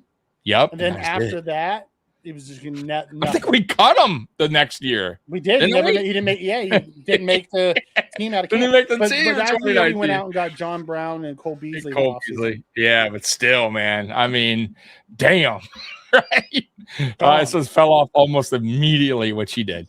And I don't even think he's in the league. Stevie Johnson. God, no way, right? Why are they putting Stevie there? Again, you got to go with it. Who passed this? Yeah, I don't agree with that. Scott Chandler, what do you think? No? You don't think Scott Chandler? First off, I don't know what his 1 year was with Scott Chandler. It says 2012. He was doesn't tell me why. He was right. Okay, I never. I wouldn't look at him as a 1 year wonder. I'm with you on that. Aaron Schobel. I disagree with that. Right? Yeah, okay. Aaron Schobel was good for multiple years. So that's 2006 monster season, 14 sacks. Never reached that level again, but he was consistent. No, but that doesn't. He was pretty consistent. He was good. Doesn't mean that he was bad. I'm with you. Dotson. Yeah, he had like 100 tackles. He had that 1 year. And didn't somebody pay him? Then he leave and he went somewhere. Forget where. Miami. Was it the Dolphins? Went to Miami, got paid. Yeah, did nothing. Cashing elsewhere. Tim Tebow had the 1 year. Tebow, you're right. Tebow mania. Right. Levi Wallace. Game. What do you think about Levi being on this? Don't ever speak that name to me. Jarius Byrd. Jerry Bird's a good one. He was really good, and then he was gone. I think we traded him, right? Eventually. Ronald Darby, 1 year wonder. Kiko Tyler Alonso. Bass is on this list. Stop it. Kiko Alonso. He's still here. He can't be a 1 year wonder. Well, I'm just saying. Kiko's a great, it's a good one. Honorable mentions. Travis Henry, no way. He was solid every year pretty much for us. Lee Evans, no way. No.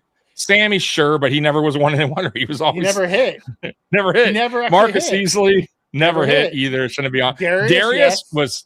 Yes. I thought Darius was good for multiple years. No, he was good 1 year. He was okay as a rookie. He was good as year two, and then he was gone. Nate shouldn't be on here. Ruben shouldn't be on here. No. All right. Bills fans' biggest what could have been guys.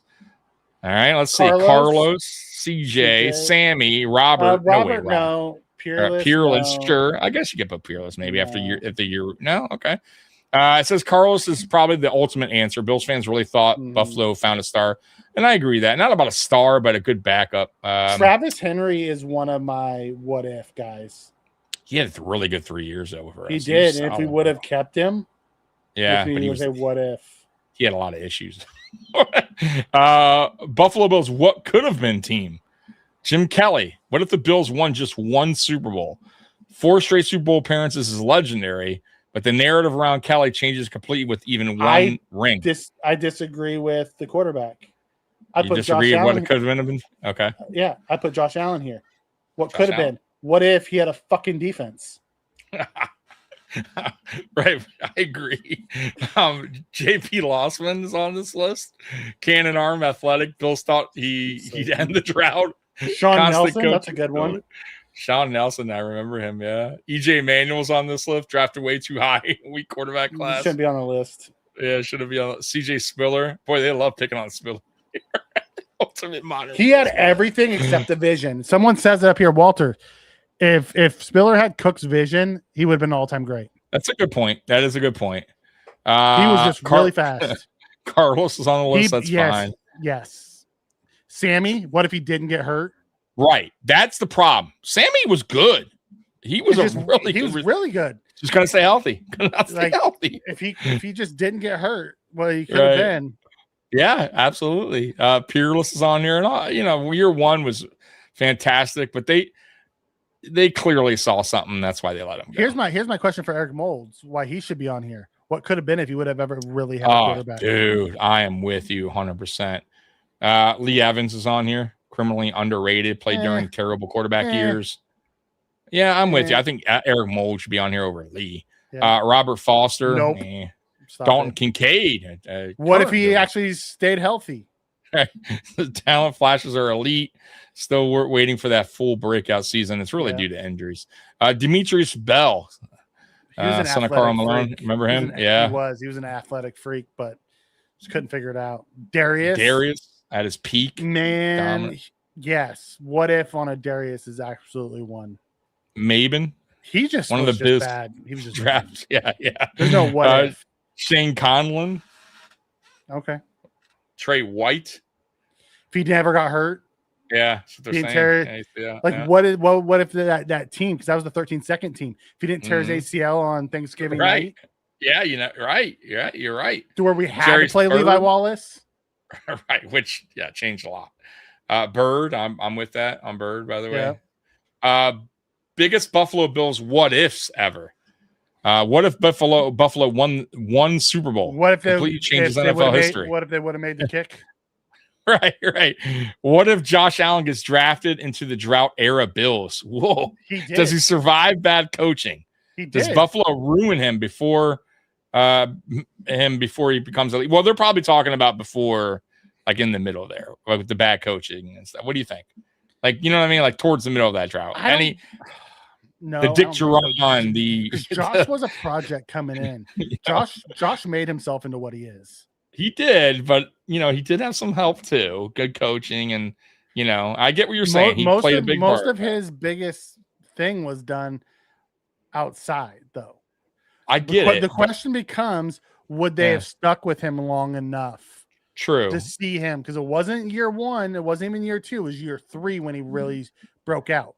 You saw the growth year 1, 2 with the drought era, the Galeys and the Jerons and the Malarkeys. Would they have stuck with him long enough like McDermott did? Yeah. Well, and did they have the proper coaching staff? I believe in that too, like player development, right? Mm-hmm. Like, you know what I mean? Like, I don't know. I don't know. What if the Bills never traded Marshawn Lynch, Fred Jackson, and the Peaks together could have been legendary? Right? What if 13 seconds never happens? Mikey. The entire McDermott era narrative changes. Why are you trying to hurt me right before we get off the show? It's ChatGPT. What if Sammy Watkins stayed healthy? Could have been one of the best receivers in football. I don't know about one of the best, but he could have been a good receiver. What if CJ Spiller reached the ceiling? I mean, what if? What if the Bills drafted Patrick Mahomes? Didn't somebody say that earlier? Yeah. Instead of trading Kansas City? Yeah, dude. I don't know. Ultimate Bills. What could have been? Kansas City doesn't have multiple Super Bowls. That's what the difference is. Here's the ultimate tier list according to them. Marcellus, Trey, Sammy, CJ. Dynasty changing, says 13 seconds, 4 straight Super Bowl losses. Mahomes draft trade. I don't think that changed our dynasty. Changed the Chiefs dynasty. Yeah, big time. Colt Hero, what ifs? Carlos, Robert, JP, Aaron Maven, and that's it. That's it. That's the end of that. I just thought it was interesting to have that like list pulled up, what ifs and all that stuff. Joey said we probably would have won more games with Josh Allen and like the absolutely quarterback, absolutely coaches. But it is a good question. This is a great one. Chan Gailey with Josh Allen could have been fun. Gailey was AK because he's an excellent offensive coordinator. He was an excellent. He would have had a blast with Josh Allen. Yeah, I'm with you on that one. You know, that was fun, man. Doing what he doing now during the drought would have been a better team because Josh is the shit. Yeah, like Josh carries, like as it is, Josh carries his team at times. Right. You don't think he would have done the same thing then? But can you imagine Josh with Eric Moulds, Lee Evans, because they were that would have been beautiful. Man, oh man. And they had running backs. They always had running backs. So it wouldn't have been like we were no running back for Josh, all those years. We always had running back. So yeah, it'd have been interesting. I just don't, coaching for me is the difference. Like, would that have McDermott set a very good foundation? Yeah, I agree with that. He and good coaching culture for him. He also brought in, he brought in good. I thought Dable was a good, perfect OC for him at the time. Bringing in Ken Dorsey was smart. You know what I mean? Like, there was a lot of things that they surrounded Josh with to help him, get better. And then obviously Josh put the work in himself as well. But I don't know. It's an interesting question. It really is. Because, when we talk about like guys like JP, who we thought had talent, but, for him, it was also he didn't want to put the work in and it was bad coaching. So what if the cops didn't run Beast Mode out of town? Yeah. What if Drew Bledsoe was the quarterback? He wasn't doing it. When he played. He gave us 1 year, man. What if Drew Bledsoe never got hurt? Right. That's true. You never see. Yeah, that's a good point. And what if Doug Fleet was 6 foot tall?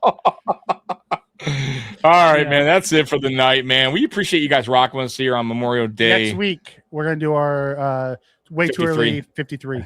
And let's do our way too early projections, standings. Our win-loss projection. That's fine. Yeah, we'll do that. I'll be here Friday Night Lights at 8 p.m. And then Sunday at 1 for the Down and Drought. And then Mikey will be back on Monday at 10. That's a great one. We don't have a 17-year drought if we draft 17 during the drought. I don't know. I got to be honest with you. It's such a tough thing because I'm so big into coaches, man. And we just had some shit-ass coaches here. We had some, McDermott wasn't the greatest. He was good, but he wasn't the greatest. Yeah, but he was slightly better. You know what? Dayball wasn't good until he showed up here with Josh. He got fired from every spot until he showed up here with Josh. If you put Josh with Wade Phillips, it maybe works out there because I thought Wade was a really good coach.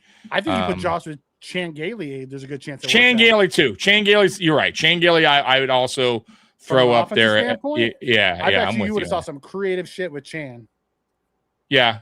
No, you're right. I think those two, but I don't think Greg Williams would have put him on the right track. I don't think maybe Mike Mularkey, because Mularkey actually had a decent season 1 year.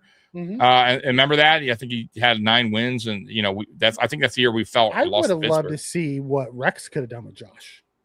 Yes, dude. I bring that up a lot, dude. I think Rex or Ryan, what Jim Schwartz could have done with Jim Schwartz too. Yeah, I'm with you. All right, well, this was a good show, interesting show. Yep. I had fun with you, man, and I'll see you back Monday. We'll be Mikey will be back Monday at 10. Yep. I'll be back on Friday at 8 and Sunday at 1. So thank you guys for rocking with us as usual, man. Appreciate you guys. Have a great week, and I'll see you guys Friday night. Bills Mafia, I love you. As always, go Bills. Peace. Go Bills. There you go. Just let your soul go.